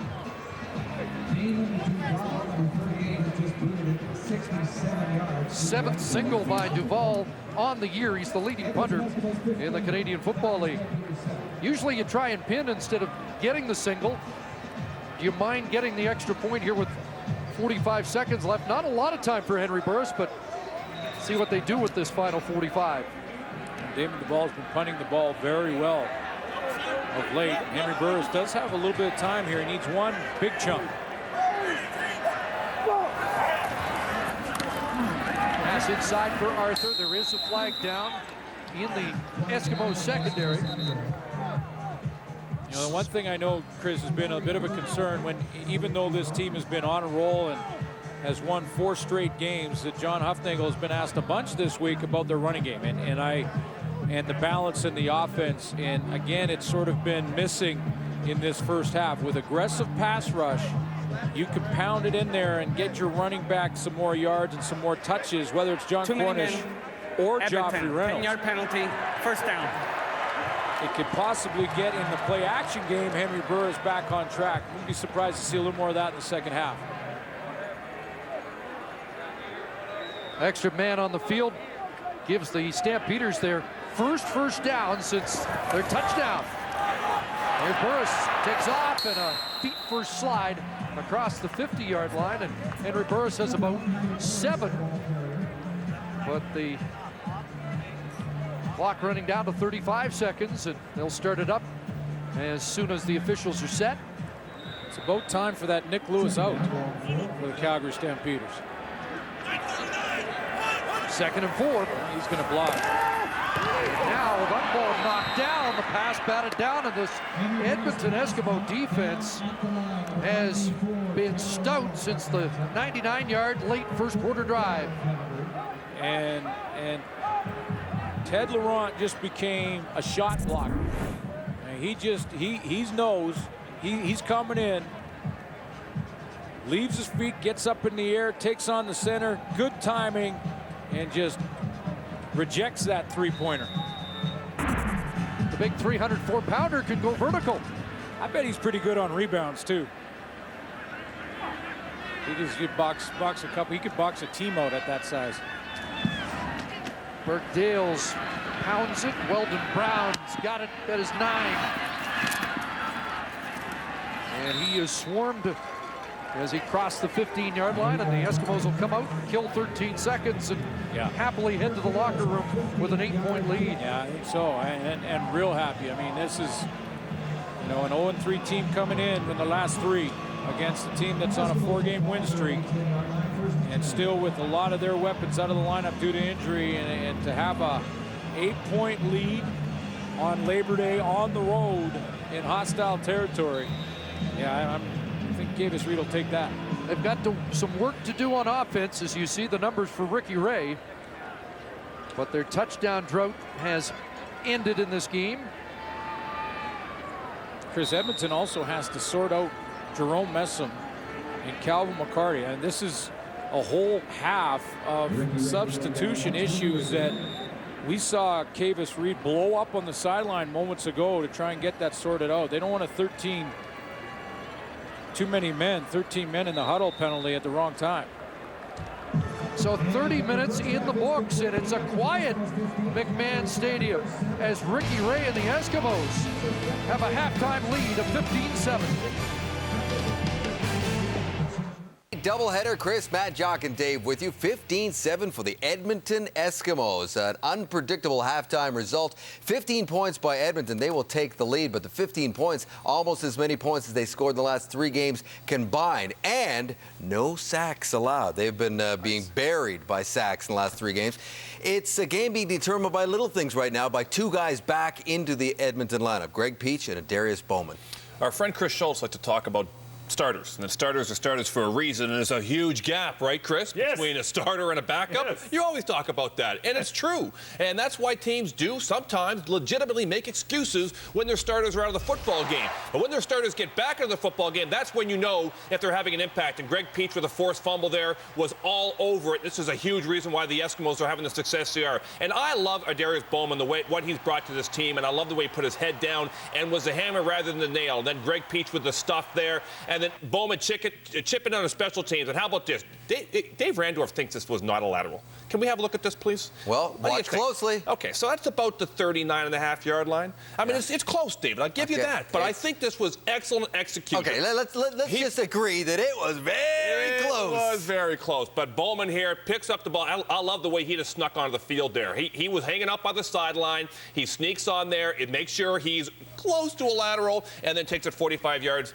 up the field. And you game plan. When you have game changers in your lineup, you can put those kinds of plays in because you know they're going to be successful. Love it. That was close. That was close. But, you know, Jocko, I saw a crystal clear turning point for the Edmonton Eskimos. Henry Burris goes 8 for 8, 99 yards, touchdown. On offense, the Eskimos come back on the football field really quick, 2 and out. So the defense comes back on. They got to do something to create their own rhythm to force the issue to Henry Burris. The best case scenario would be a fast 2 and out. They know that if these Calgary Stampeders are going to run the ball, they can't make the tackle down there. They got to make that tackle as close as they can to the line of scrimmage. So on a first down play, they don't gain a lot of yards, which puts them in a second and a shorter scenario. And here's the key element of the play. It's going to be a little check down pass. It's going to be a catch, or is it? Because the player comes up, he hits the receiver right in the running, right in the back, and that creates the fumble. All of a sudden, you have a quick 2 and out. Edmonton, since that point in the game, has held Calgary to 0 first downs. Amazing transition at that point. Yeah, Schultz, field position is everything in the first half. Rick Campbell, special teams coordinator, assistant head coach for the Edmonton Eskimos, came out and the opening play ran in reverse on the kickoff. And to me, that was signs of more things to come. And we just saw that. Jockey showed that to us in the big play to Darius Bowman. But if I'm the Calgary Stampeders, I'm not going to panic because right now, defensively, you're playing extremely well and your back's been up against the wall. You've only given up 90 yards in the first half to an Edmonton Eskimo offense that really hasn't produced, just taking advantage of field position. And you've done it by, run stopping. And then although you didn't sack Ricky Ray, you certainly sending a message to him and coming in and getting clean hits on him. Robert McCune making him hurt right there. Good run stoppage here again. Really nothing to be ashamed about for the Calgary Stampeders. Really got to pick it up offensively and quit turning the football over. That's been their Achilles heel in the first half. And remember, Henry Burris took fire last time he played against the Montreal Alouettes and put most of that 422 yards up on him in the last half of the game. And I expect him to really come to fire. And he did, but I love what Kavis Reed said after the 36-1 thrashing Edmonton took in their last game. He said, this is not what we are about, and they're proving it so far. You're right. There's still a second half to play, but this game has not been close the last 5 years, this Labor Day matchup. It looks like we got ourselves a game as the Edmonton Eskimos have walked into Calgary and put up an 8-point lead at the half on the Labor Day Classic. Edmonton over Calgary. Here are the halftime numbers. Jaku. David, Jerome Messam's got to be pretty happy about the fact that while it's only 17 yards, at least doesn't have negative yardage rushing the ball like he's had in the last 2 weeks. And on the other side of the football, how about Joffrey Reynolds with only 4 yards? And this is going to drive the Calgary coaching staff crazy. 8 penalties, too much for the Calgary Stampeders. Especially that 15-yarder after the Edmonton touchdown. Here is Etienne Legaré, who just spoke with Jermaine Franklin. Etienne, can you talk about the play of your defense in that first half and your ability to get pressure on Henry Burris? I mean, defense been great. We're all playing together, so I think that's the key for us. For now, just playing together hard, fast, out of the ball, like we did in the first half, and good things gonna happen like we saw in the first half. How important is good field position? Your defense has been setting up the offense with excellent field position. Oh, that's very important. We saw in the first few drives that if we gave good field position to our offense, we can score point really easily. So we want to stay in that same mood and do the same thing that we do. Thanks for this. You're welcome. Solid defensive effort so far for the Edmonton Eskimos through 2 quarters of play. Big time defensive effort earlier today by the Hamilton Tiger Cats against the Montreal Alouettes. To tell us about that, here is Corey Warren from the Sports Center newsroom. Hey, Corey. Yeah, and a big time. It's the final game of the Scotiabank Labor Day weekend in the Canadian Football League, and headed to the second half. An 8-point lead for the Edmonton Eskimos. Jermaine Franklin's on the sidelines with a man who has scored his first ever Labor Day touchdown, Nick Lewis. Nick, the offense had trouble moving the ball in that first half. What needs to occur in the second half for better results? Got to be consistent, better blocking, better focus on our routes, hang, give to time. We just got to go out there and put it out there. This team has been known to get better as games go on. Why is that, and what has been the difference of this team in the second half? I'm going to be the difference in the second half. I'm going to play better. I'm going to go out and rally the troops, and let's go. Thanks, Nick. Well, we'll be watching 82. Well, you know, I know there's people going, you know, is that, what was that, a little overconfidence, bordering on cocky? Well, you actually want every player on your roster to think that way. You want to be the difference. You want the ball thrown in your zone if you're on defense when the game's on the line. If you're Nick Lewis, you want the ball in key situations in your hands. So we've heard of many. He doesn't lack in confidence, and he wants to be the difference maker. Calgary's won 6 games this year. 5 have come. Oh, now we got a little reverse here. So both teams have something in the bag, but the Eskimos not fooled at all on that reverse to Romby Bryant. I was going to say that Calgary's come back to win in 5 of their 6 victories this year. So not unaccustomed to this position. No, they're not, and they lead the Canadian Football League in scoring in the second half with 140 points after 8 games. There's what the quarterbacks did in the first half. Ricky Ray was under a lot of pressure. They did have the field position advantage and then got the 1 turnover they needed, and they've got the lead here. What a difference from last year when the Stampeders scored 28 second quarter points en route to a 52-5 win. It was 15-0 Eskimos in the second quarter of this game, but there's a good run by John Cornish, as the guys mentioned on the panel. Got to get the run game going, and John Cornish was very quiet in the first half of the game. Yeah, it's just about balance and making the defensive front 7 respect the fact that you're going to go ahead and do this, often as possible to keep that balance in the offense. Cornish had 94 yards from scrimmage in his first game against Edmonton back in July, a 17-yard run. A pump from Burris, who changes his mind and dumps it off over the middle. And at the 40-yard line, Nick Lewis has his 4th catch of the game. Starting to make a difference. Stepping in and being the outlet curl right over the middle just to get success on first down and get him into a situation now here that Henry Burris has a lot of plays to choose from. He could even run the ball in this situation. Since the touchdown, the Stampeders have 5 punts and a fumble on their possessions. Here's Cornish trying the left side, and a little extra effort got him a couple of yards, but he'll come up short of the first down. Decision time for John Huffnagel. I think they're within the yard, though, to where most coaches will go ahead and gamble. Drew Tate is their 3rd down. They just want to know before they send him out there how close they are. It's a short run by Cornish, but again, that extra effort gives his coach the option of a 3rd down gamble, because it looked like he was going to get stopped 2, maybe 3 yards short. So John Gott comes into the game, part of the jumbo team package for John Huffnagel and Dave Dickinson. And Drew Tate, of course, the quarterback in short yardage.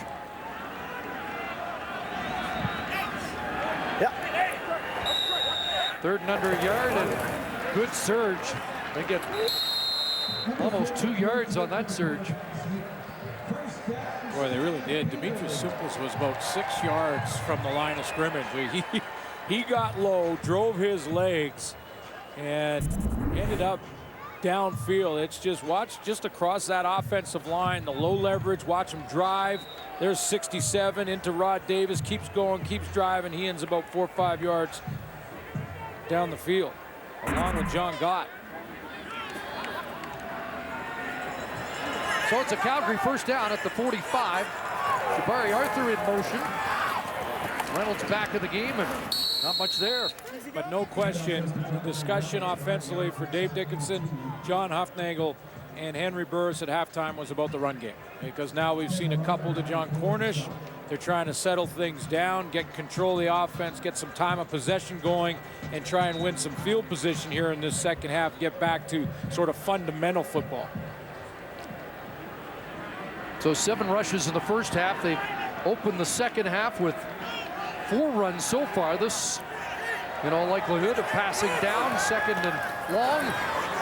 And they look for Nick Lewis. There it is. And there's a catch.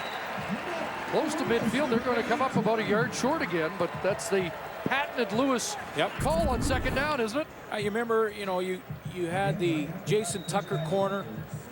You have guys that just seem to have a route that is almost impossible to defend. Well, this isn't a flashy route. This isn't one that gets the score clock going or the fans on their feet, but it does move the chains, and it almost moves the chains 100% of the time. I mean, it doesn't seem like anyone can cover that 7 to 10 yard out to 12 yard out by Nick Lewis. He's got great timing on it, and the timing from Burris perfect on the throw. Thought they got a pretty good spot there to come up just short of the first down and give John Hufnagel the easy decision to send Drew Tate and that short yardage team back out.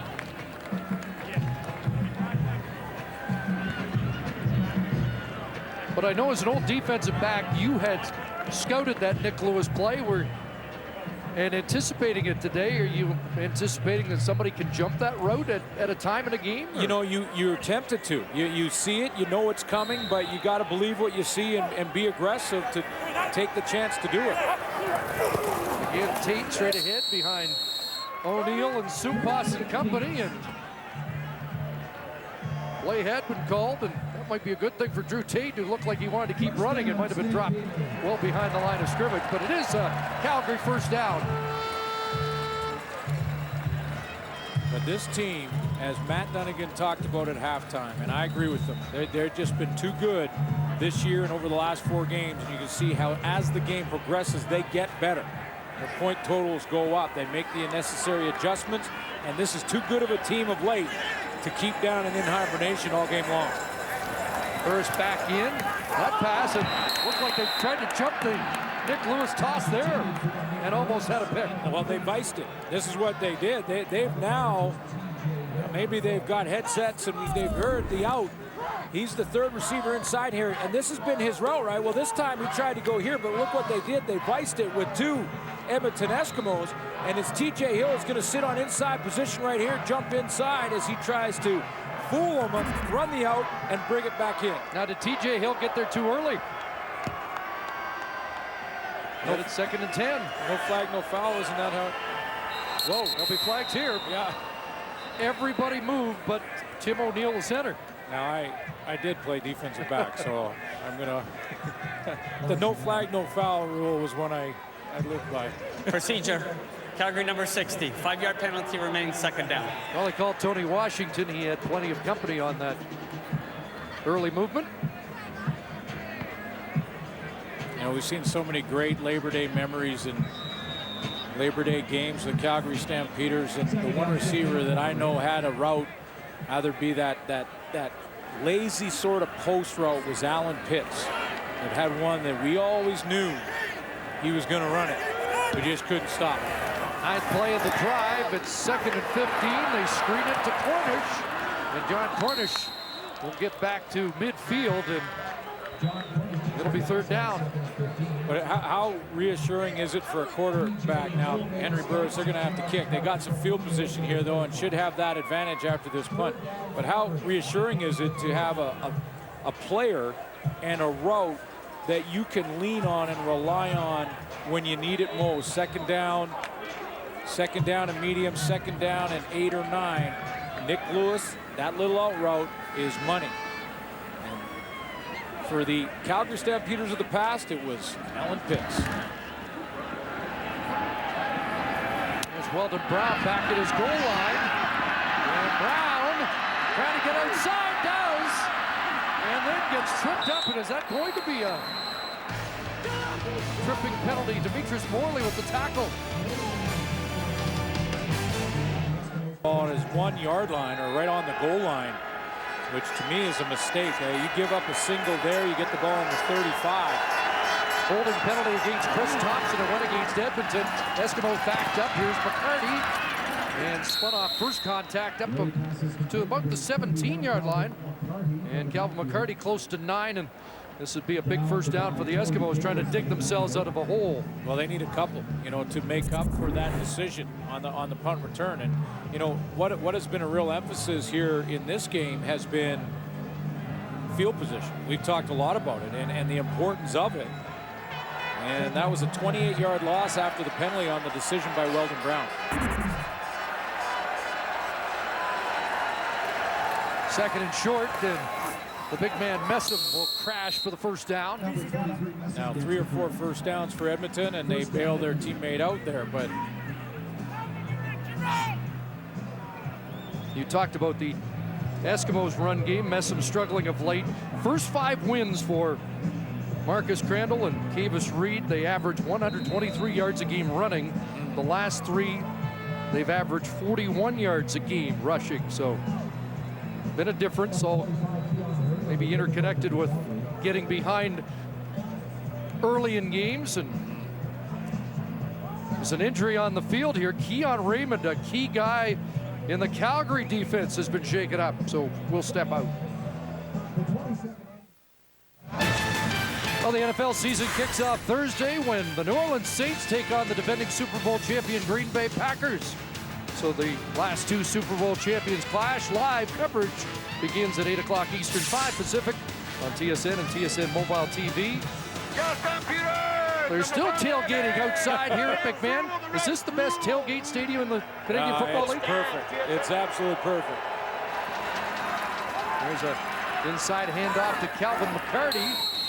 And a good first down production there with Keon Raymond out. Looks like he may only be out for 3 plays, but it's caused a change in that Calgary secondary. Yeah, what they've done is move Demetrius Morley out to the wide side corner, the field corner, number 31. And they'll put Greg Fassett into the inside. He's going to play the halfback, and then Eric Fraser at safety. So that's the way they'll shake things up. 3 changes for 1 injury. Second down, a fake, and here's McCarty out of the backfield. Broke the first tackle, gets bumped out around the 35-yard line. And Demetrius Morley, who is already developing a reputation as a big hitter, with another one. Yeah, and this is some Labor Day intensity. Sit back and watch this and have some fun.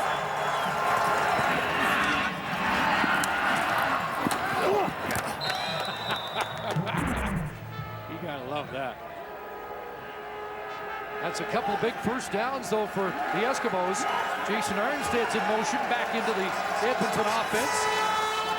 Big handoff inside, and there's a Darius Bowman. Eric Fraser trying to track him, missed him, and Bowman has another first down for Edmonton up around the 50-yard line, and Bowman has been a welcome addition back into the Edmonton lineup. Yeah, that little play action to Jerome Messam here by Ricky Ray going right through the middle. That just bought enough of a freeze by the defense here in movement so that Bowman could get out into the flat. And when he did and got a little bit of outside leverage here, Ricky Ray just dropped it off to him. He did the rest after the catch. And while we were watching that legal replay, substitution, 13-minute in the huddle. Edmonton, 10-yard penalty remains first down. Now more confusion. That's the second time we've seen it. They almost got called a third time, and just when they were putting together a promising drive, they're backed up 10 yards. Well, and these are drive killers. I mean, this is and an issue that they had in the first half. You got to believe that Kavis Reed addressed this at halftime.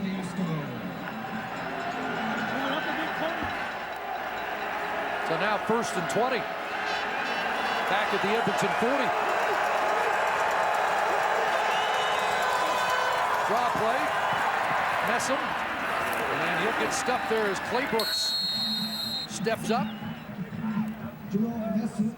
It did, however, for Edmonton bail out Weldon Brown a little bit because they did get out beyond the 35, which is where he would have got the football had he given up a single point there. So a couple of first downs have got them some breathing room, the Edmonton Eskimos, even if they have to punt here after this down. Looking at 2nd and 15. And see if Ricky Ray airs it out. Only had 2 possessions in this third quarter, no points yet. And they played over 9 minutes. Ray does want to go downfield, and he's got Armstead. The momentum takes him out at midfield, and a flag flies there. I'm wondering about that flag. 2 things there. First of all, a mistake by one of the 2 Edmonton receivers, Andrew Nowacki or Armstead, because no way they should have been that close together on the sideline. They got away with that. I want to see what the flag is because it looked like it just... After the play, major foul, unnecessary roughness. Calgary number 25, 15 yards at the end of the play, automatic first down. Didn't see it, but Keon Raymond, the culprit, the guy who has not made many mistakes this year, makes a key one here. Well, and he sat his 3 plays out. Remember, he was just injured, so this was his first play returning to the lineup. And what they're saying is that Armstead was well out of bounds and Nowacki did not have the ball, and there was no reason for Keon Raymond to hit him there. Turns out to be a 26-yard play with the pass and the penalty.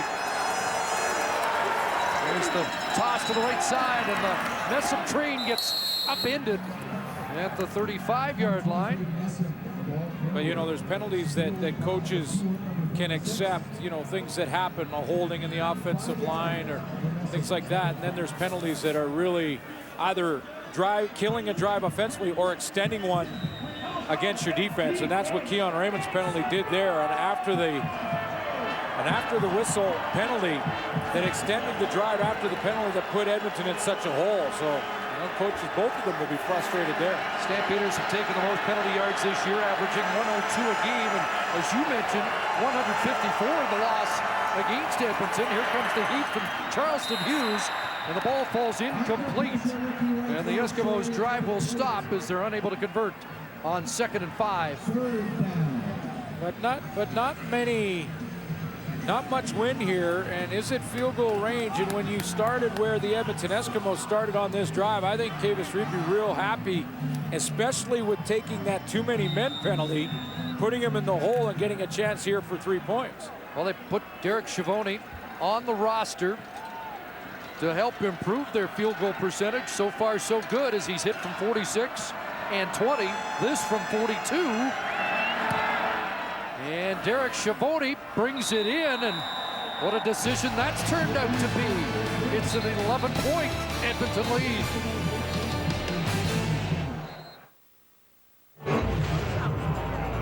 Lots of Labor Day memories and some star attractions. Just like Doug Flutie, who lit it up back in '94. And you were talking about Alan Pitts earlier. And there it is. You'll see in just this pack alone, the 2 banana routes into the middle. That's what I used to call it, that banana route. He didn't really run a route. He just kind of bent it into the middle. And Alan Pitts could not be stopped on it. And we saw him in 2 highlights there. And we've seen him in the end zone a bunch over the years in this Labor Day Classic. Boy, and that run in the 90s with Doug Flutie and then Jeff Garcia. Calgary number 60, 5-yard penalty, remains first down. There's Tony Washington called again. It was Calgary almost unbeatable. It's surprising to see Ron Lancaster's record, such a good coach, and yet he was 1-6 in the Labor Day games because he was right in the middle of that Doug Flutie era. Penalties mounting, those numbers will be addressed by John Hufnagel. You would think. Pressure, Burris hit as he tried to deliver it. The ball loose, and Greg Peach has got it. And are they ruling that a fumble, an Edmonton ball? It looks like it. And the Edmonton Eskimos have forced Henry Burris into a couple of critical fumbles here today. Looked to me like Marcus Howard, who the Edmonton Eskimos are very high on, got great pressure off the edge. He comes from the backside based on his celebration. Nice little stutter step move. He comes around the corner, knocks the ball out of Henry Burris's hands. Was the arm moving forward on the hit? I don't think so. Challenge flag has come out from the Calgary sidelines. John Hufnagel wants another look. And even though he may not be sure, he's pretty well got to take a chance here and see if he can get a call. Calgary is challenging the ruling on the field of a fumble. We'll review the play. Yeah, no question he's got a challenge. He's got to take another look at it. We got this one. We got this. Bring it back to Edmonton. Greg Beach believes he's going to get the call. Marcus Howard, newcomer to this lineup, and the Edmonton Eskimos feel he has changed their defense, and he may have just changed the complexion of this game. I think timing's pretty good. I thought on the initial replay that it was right at the at the back end of the release here. The arm comes forward, but the ball's already out. After review, the ruling on the field stands. It was a fumble. First down, Edmonton. Last time, Burris fumbled deep in his own zone. The Eskimos took 2 plays to capitalize, and now a chance to really take command of this game here in the third quarter. And Greg Beach makes yet another play. His first game back from injury. Well, they feel that that is a huge strength of this Eskimo defense. With Howard, Williams, and Beach, and we've heard from all of them so far today. First and goal for the 7. Here comes he, right into the end zone, and Armstead can't get there. Great coverage there by Brandon Smith. Fans wanted a penalty for offensive pass interference. So does Brandon Smith. He thought that Armstead kind of climbed up the back of him, or he might have had a chance for an interception, and they may have an argument here. Jason Armstead's the inside receiver, is going to run a corner route, and he does get outside leverage, but you can see Brandon Smith jumps to the better position. And did Armstead grab his jersey and slow him from the possibility of an interception? Got away with it either way. Second and goal from the 7. Greg over the middle, touchdown! Great catch for Andrew Nowacki, and he has his first major of the season. In dramatic fashion, Chris, a great catch. Xander Nowacki is getting pressured from the outside. He's got to maintain his focus as the football comes. It looked like through the hands of a defender right there, and take the hit and hang on. So a couple of Edmonton Eskimo touchdowns following immediately after Henry Burris fumbles. And the green and gold extend their lead.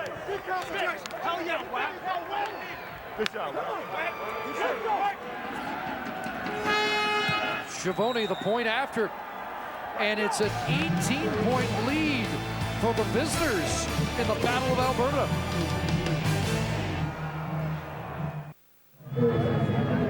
"25 unanswered points for the Eskimos have left the fans here looking in disbelief at McMahon." Well, yeah, I mean, that's shock face right there. I mean, this is a team on a 4-game win streak with a quarterback that just threw against Montreal for over 400 yards. Mom and Dad, I love you guys. Erica, little Everly, Daddy loves you. Everybody else back home, let's get it. That's a big catch. Big catch for Daddy. An 18-point lead. Larry Taylor trying to energize this Stampeder team as he tries to get outside, but there's a flag in just behind him. John Cornish pleading innocence. But there was so much building and so much adversity that the Eskimos had faced coming into this game. The 3-game losing streak we've talked about, but they're coming off that 36-1 loss to the BC Lions at Commonwealth Stadium. They have not scored just 1 point. Calgary number 35. 10-yard penalty, first down. It's Tim St. Pierre, the former Eskimo, called on the penalty. They haven't scored just 1 point at home for that ever in the history of Commonwealth. But let's take a look at this. Watch change motion for Nowacki. That's why he gets the matchup on corner, Greg Fassett.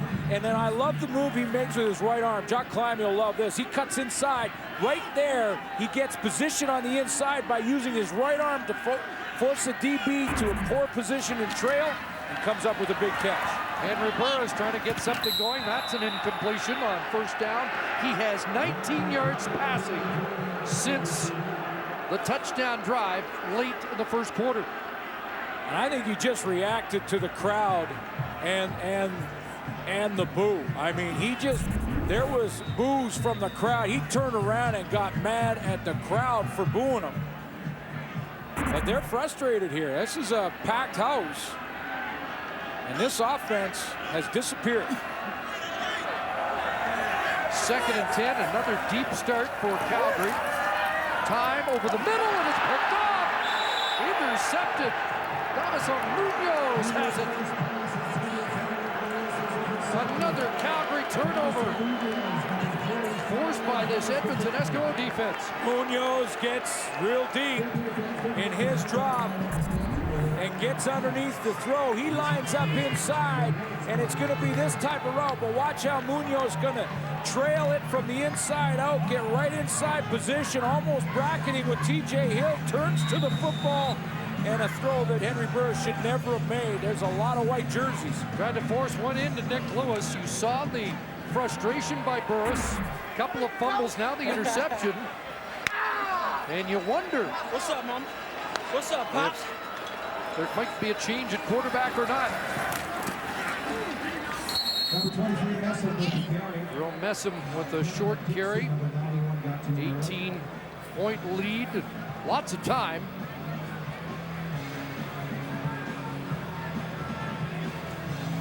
But it is a look of disbelief even on that Calgary sideline. Interesting to see what John Hufnagel does. By the time this quarter runs out, he should have a little bit of time to think about that decision. My guess is he puts Henry Burris back in for at least one more series. Nobody warming up on the Calgary sideline. 2nd down. Ray gets it away quickly. Darius Bowman makes a man miss. And he's still going to the end zone. Touchdown. And it's a shocker here at McMahon.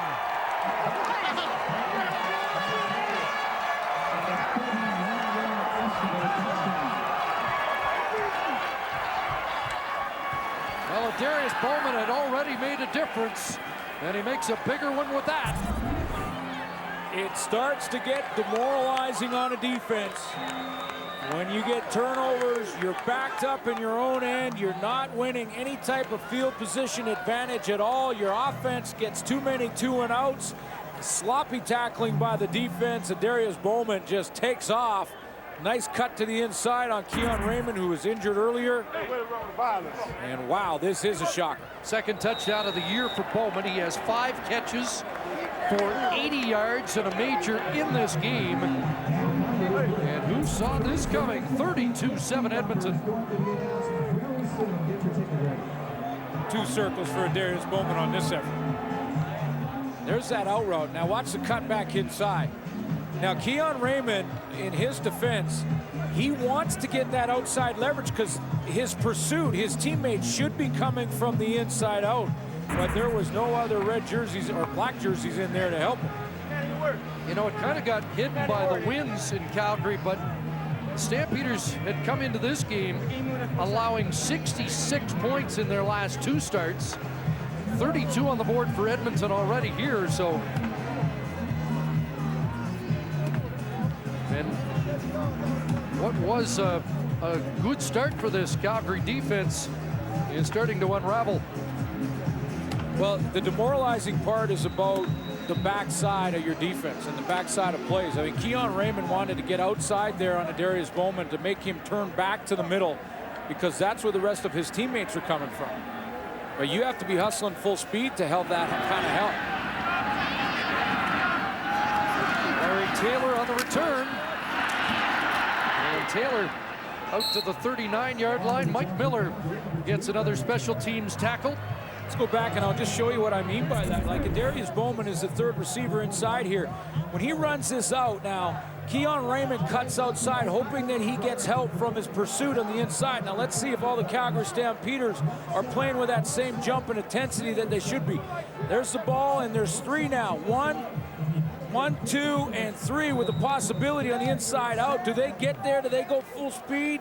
Or are they a little bit demoralized mentally and don't get there in time to help their teammate.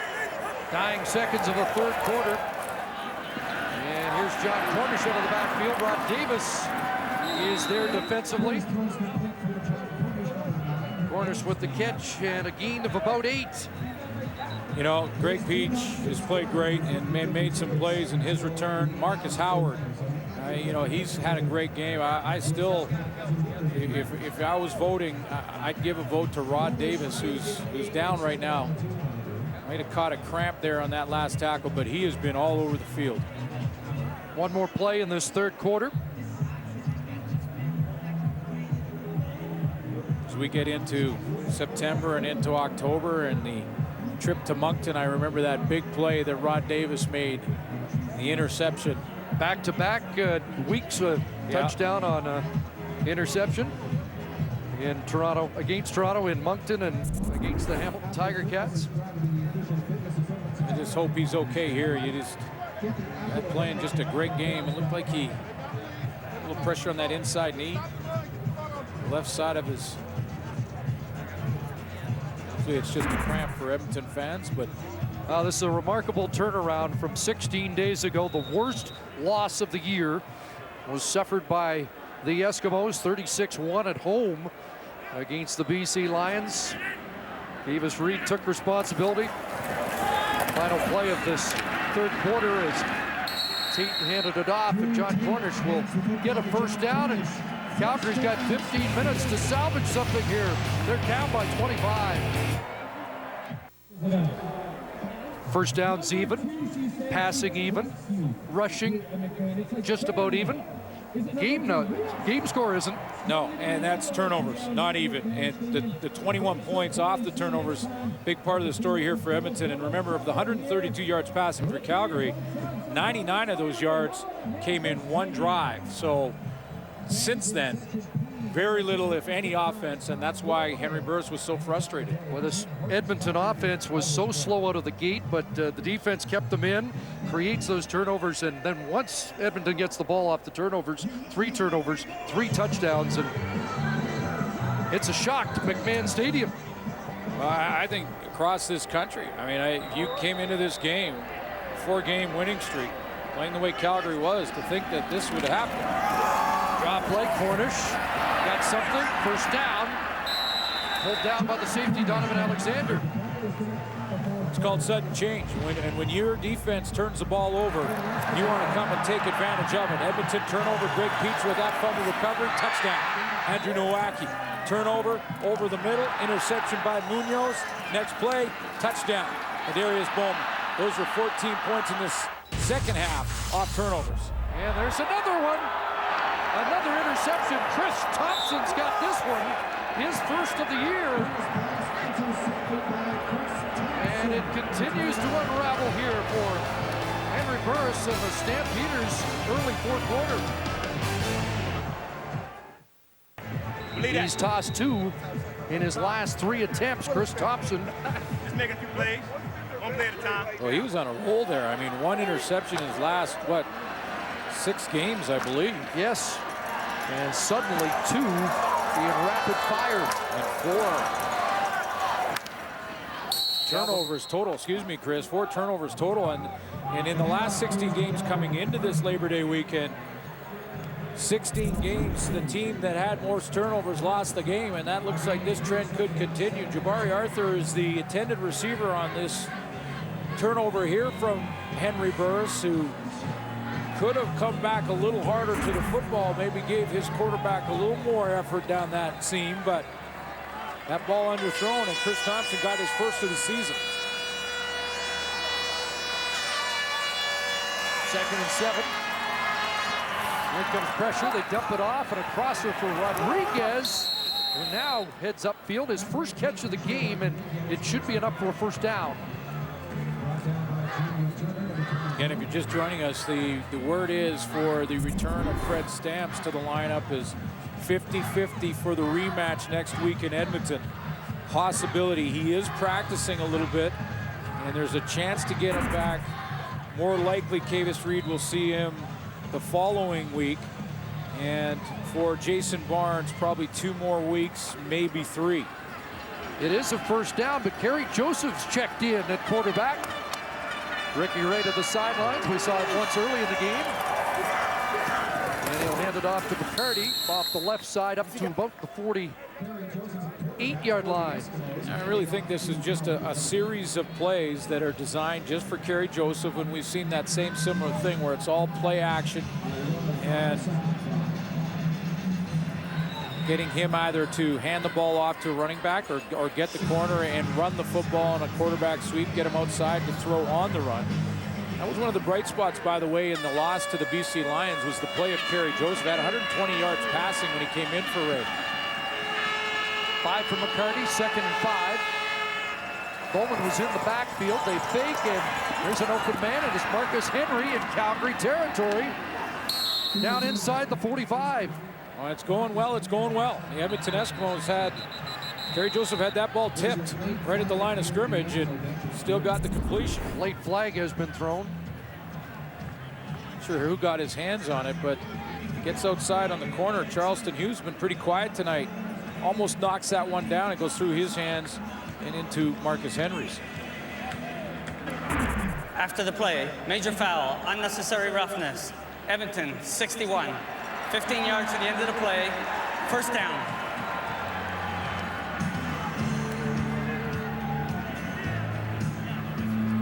Kyle Koch called. Came into that pile at the end. You know, at one point, midway through the second quarter, Ricky Ray had 6 hurries, 7 hits. The offensive line, you see the little bit of a late hit as he was cruising there, Kyle Koch. Offensive line was still trying to figure it out, but they played better in the second half. Joseph stays in. Handoff Messam. He's got some running room straight ahead. And it's another first down romp. And it's a disheartened Calgary defense right now. Yeah, it is. And playing in their own end, field position, and the sudden change has just got to this team. And you just don't see that same bounce. You don't see the pursuit. I mean, this is a team that has not really had the stars other than maybe Keon Raymond, but they've done it by committee, team defense. I think their leading tackler coming in was Brandon Smith with 23, right, and he was 37th in the league. But they did it by committee. They're just not, they don't get that pursuit when they've been. And they usually get off the field. Yeah. Keeping it on the ground, and Messam maintained his balance for a couple of extra yards, stayed upright till he stepped out around the 40. And it's about 5 to 6 more. Well, you can see it, though. I'm just watching Jeff Tisdale and Eric Fraser walk back to the huddle and hands on their hips. I mean, Eric Fraser looks tired. He's playing a lot in this second half. Malik Jackson, hands on his hips and defense. And just look at the body language. I mean, there's lots of time in the CFL, and you could just tell by the body language of those defenders that this is a team that is worn down. Now Pascal Feast checks in as Davis Reed wants everybody involved, and he hands it off to Feast, and he should be close to another first down. And just remember again, the Edmonton Eskimos last year on Labor Day, one of the most, if not the most lopsided Labor Day loss to the Calgary Stampeders, 52-5. And the 3-game series, 144 to 40.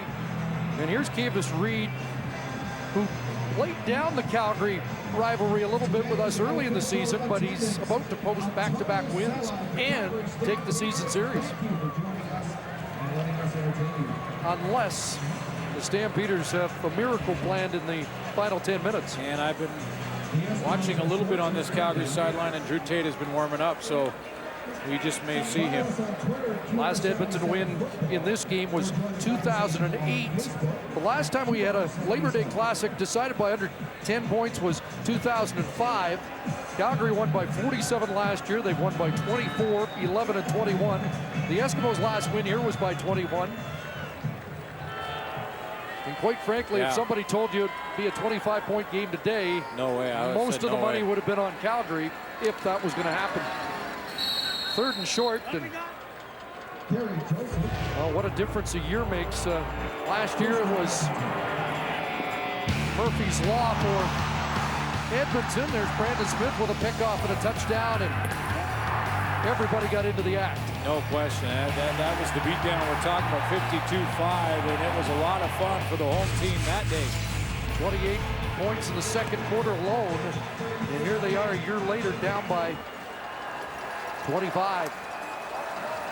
I remember back in the mid-'80s when the Edmonton Eskimos had a little success on Labor Day, but it's been few and far between. Calgary has got a good record at home. Nice play-action fake, and Joseph out to Tyler Scott. So everybody getting touches now. Scott's first catch after Pascal Feast had his first carry, and Kavis Reed wants everybody to be a part of this right now. And this is more than a series now, or a play package. This is Ricky Ray is done for the night. It looks like to me. And it looks like that Kavis Reed is saying, yeah, the way our team is playing right now, I'm going to get Kerry Joseph some reps. He's going to run the offense. He's doing a nice job. They're going to pound the ball and run it to try and work the clock. And you can tell again by the body language of that defense that they're not stopping. Can't stop.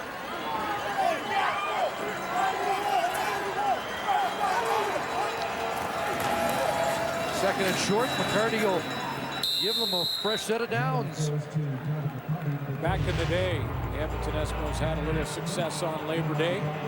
Here's a familiar guy back in the pocket. Slinging it to Brian Kelly. Another dart to Brian Kelly. Yeah, why not keep going back to that well? And then there's Rick House with a touchdown Yeah, catch. man. SFU. Not many lopsided Eskimo wins here, but they did it in '86, and I'm not sure anybody expected it would happen here today, 25 years later. 11th play of the drive as the Eskimos chew up the yards and the clock. And Messam stopped just inside the 20.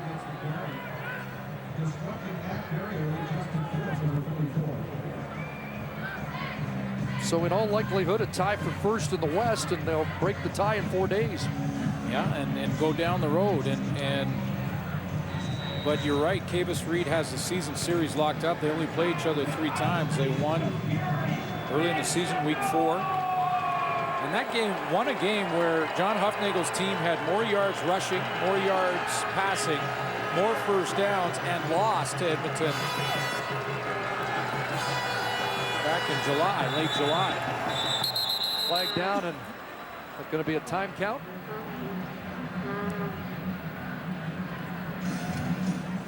That's why in these series, though, that's why I'm a little surprised with Chris Jones. Time count violation. Edmonton number 5. 5-yard penalty remains, second down.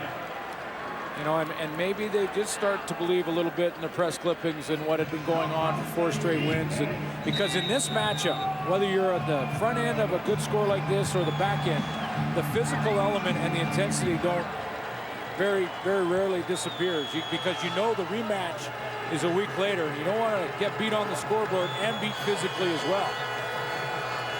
Remember, Jermaine Franklin asked in the first quarter whether or not Calgary might have taken Edmonton lightly. There's Messam again, and he'll be hauled down by Charleston Hughes just inside the 15. And Devon Claybrook's answer to Jermaine was, you don't know our coaches. Well, you can imagine the response from the coaches in the next few days. Yeah. And it's a tough one because it's a short week, so you can't really, you know, get on the team and get out there and be practicing hard and things like that. You almost have to let them rest and physically recoup from this, and then try and get on them mentally to be more focused on the execution end of the game and try and throw in a few wrinkles on the short week. Stampeders, of their first 8 games this year, 7 decided by 10 points or less. 6 of the games decided by less than a touchdown. They are not used to this kind of score. And now Schiavone to add to the lead. And it's now 4 full touchdown lead for Kavis Reed at the end. Our sack tally brought to you by Purolator, tackling hunger across Canada. Check. 2 sacks in this game, but not against the Edmonton Eskimos. The Edmonton Eskimos offensive line gave up 18 sacks in the 3 losses in a row. had to make changes. Bench Patrick Kabongo. Brand new center in Kyle Koch. Did not give up a sack. Drew Tate's in the game, and he hooks up on the far side of the field. A completion on his first toss. Catch made by Johnny Ferzani. And we're watching Drew Tate because Henry Burris had problems now. Some of them not necessarily his fault because of the pressure. But that's a throw he'd like back. Lots of white jerseys around there, and that interception, and this Chris Thompson pick was the last one.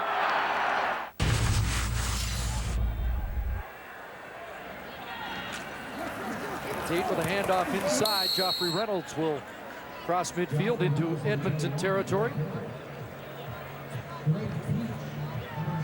And there's the line, 13-23. You mentioned the 6 straight games without a pick and 2 in this game this afternoon. And just this is a team that was on such a roll.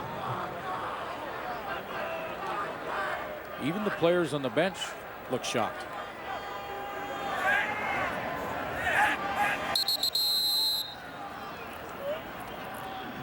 Second and 7. That play doesn't get off. Early movement. Well, I'm the first to admit I did not expect Montreal and Calgary to get blown out today. Calgary, number 60, 5-yard penalty remains, second down. Tony Washington again. I really thought, Chris, that Eastern game could be a close one, and that Hamilton has been coming on, and Kevin Glenn has looked good. I thought it could be a close one. No one, I don't think, predicted a blowout, and certainly not this lopsided in this game with Edmonton on that end of the score. Just with their injuries and what they've been going through and their challenges. Second and 12, and that one almost picked off by Chris Thompson. Almost had his second of the day. And the punt team has to come on. By the way, excluding that terrific drive that the Stamps engineered late in the first quarter, Henry Burris's numbers on the day, 5 for 15 for 33 yards. 33 and a couple yards, of interceptions. Yeah, because you take the 8 for 8 for 99 yards and that one drive out of there, and it has been a dismal afternoon. Full credit, though, to this Edmonton defense. They're young. Maybe they don't know any better. Just fly around, make plays. Good boot, and Armstead wants that to go into the end zone. It won't. And now he'll pick it up and get the no yards call as Anthony Parker was down inside that 5-yard restraining area. Forces today, we salute the Royal Canadian Air Force personnel currently deployed in Italy to Task Force Labecchio, an air detachment of Operation Mobile. Their mission is to maintain the no-fly zone, help enforce the arms embargo, and to protect Libyan citizens from the threat of an attack. Task Force Labecchio includes 6 Hornet fighters from CFB Bagotville and about 200 CF personnel from across Canada. So again, a special hello to our men and women in the Canadian Forces, our true Team Canada.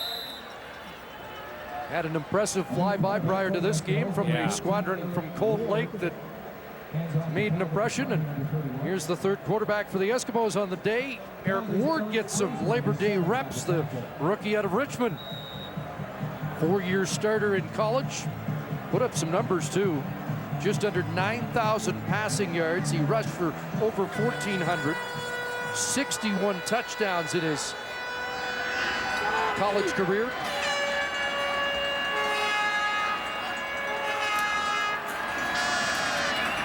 On a roll, cuts it back on Justin Phillips, and he'll run for first down.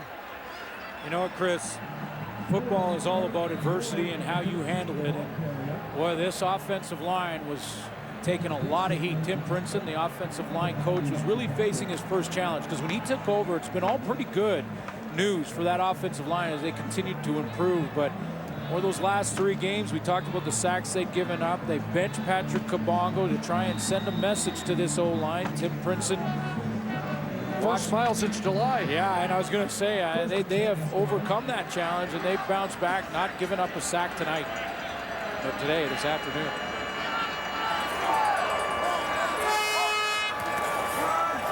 Ward will hand it off, and Messam not going anywhere. Stopped this time in the backfield. but the clock continues to wind down, and everybody will get set to reboot in 4 days, Friday at Commonwealth. And this will have sold some tickets up in Edmonton. Yes, they sir. may not have made the trip down today, but they'll be making the trip to Commonwealth on Friday night. You can be sure of that.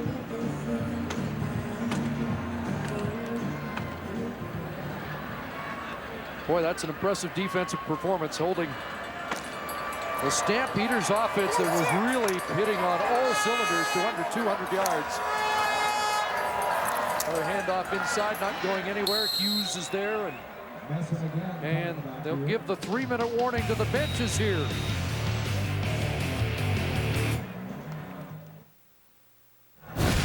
Our Labor Day Classic game story brought to you by Mr. Lube. Henry Burris struggled. It wasn't all his fault. A lot of pressure caused some of those turnovers, the 2 fumbles, but he certainly wasn't his best afternoon. That's the big one, though. That 4 turnovers turned into 21 points for the, or 24 points for the Edmonton Eskimos. And as I mentioned earlier, last 16 games, the team with more turnovers have lost, and that'll happen again here this afternoon. Stampeders will dip below 500 at home. 2 losses to Edmonton on home turf, and 1 in the season opener against the Argonauts. What a great kick by Duval. Boy, he flips the field with that boot. J.C. Sherritt misses Larry Taylor, but Taylor will be brought down at the 27-yard line. Under 2.5 to go for Drew Tate.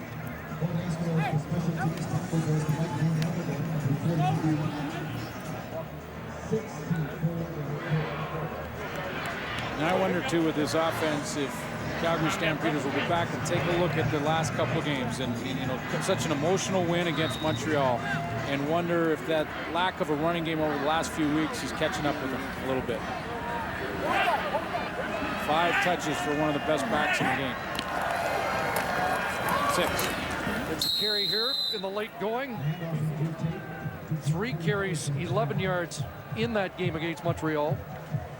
You know, and that was a shootout, and 2 good quarterbacks that were on their game, and we mentioned the 400+ for Burris, and they come back in the last second and beat Anthony Calvillo and the Montreal Alouettes. But you know, sooner or later, the lack of balance will catch you, and I think it caught him here this afternoon.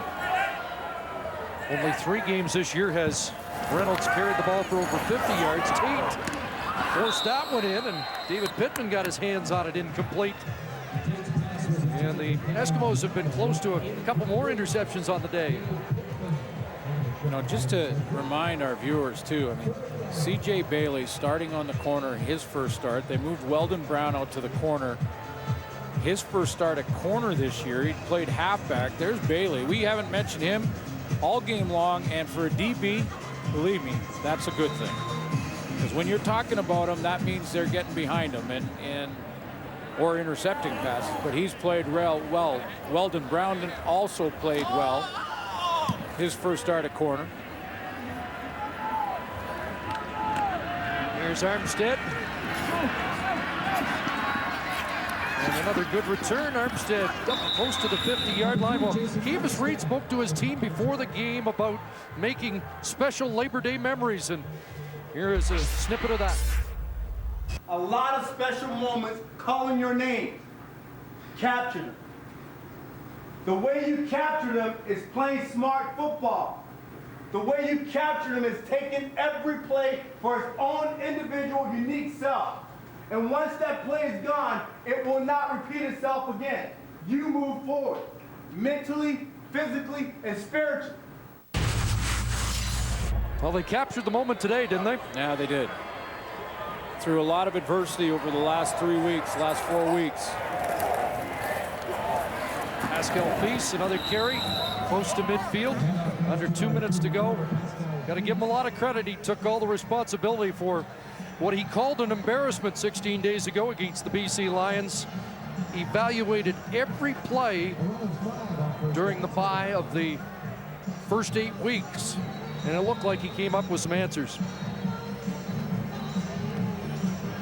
Yeah, no question. You know, and It also makes for some interesting races in the Western Division. When you think about the BC Lions with a win in Toronto, the Saskatchewan Roughriders beating Winnipeg. Good race here now for first place. Edmonton with a season series on Calgary. Be a tie for first place. Marcus Henry's dropped the football. Greg Fassett's got it in Calgary. Gets a turnover, a little too late, but they have the football with 77 seconds left. And in mop-up time, what this will do is give Drew Tate a few more reps, another series. It's always a good thing, but regroup time for this Calgary Stampeders, and they will.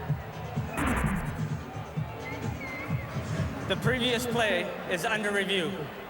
Now they'll check to see if Henry might have been down. The ball might have popped out on contact, and being in the final 3 minutes of the game, this is a challenge from the game supervisor, not from the Edmonton sidelines.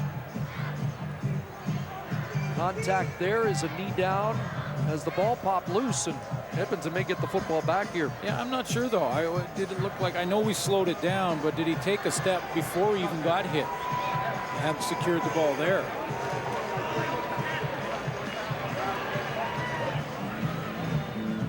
My interpretation would be ground made him fumble, and that Edmonton would get the ball. And this is one we don't mind debating because it's really not going to make any difference. It doesn't matter. Yeah, not right now, not this one. Let's take another look though. I thought, what does he have secure there? Secure 1-2, takes that hit. Now he has to survive the hit, not necessarily the ground, right? It'll be interesting. We'll see on this one.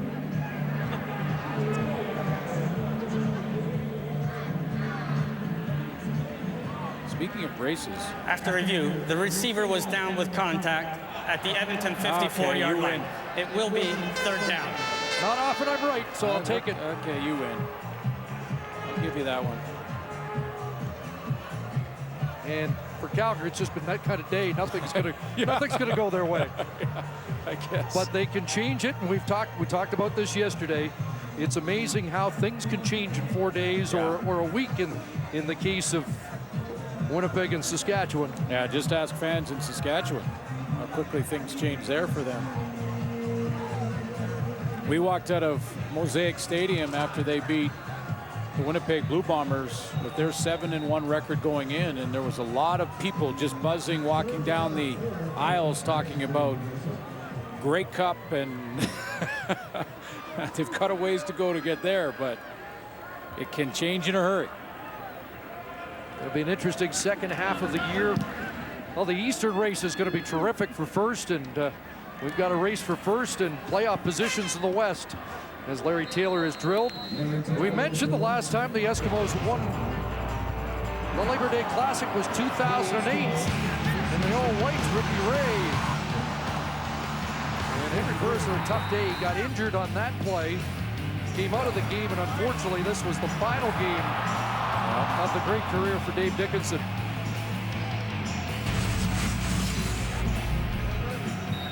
Now calls the plays on the sideline. A convincing win for Edmonton on that day, even more so and even more surprising here this afternoon.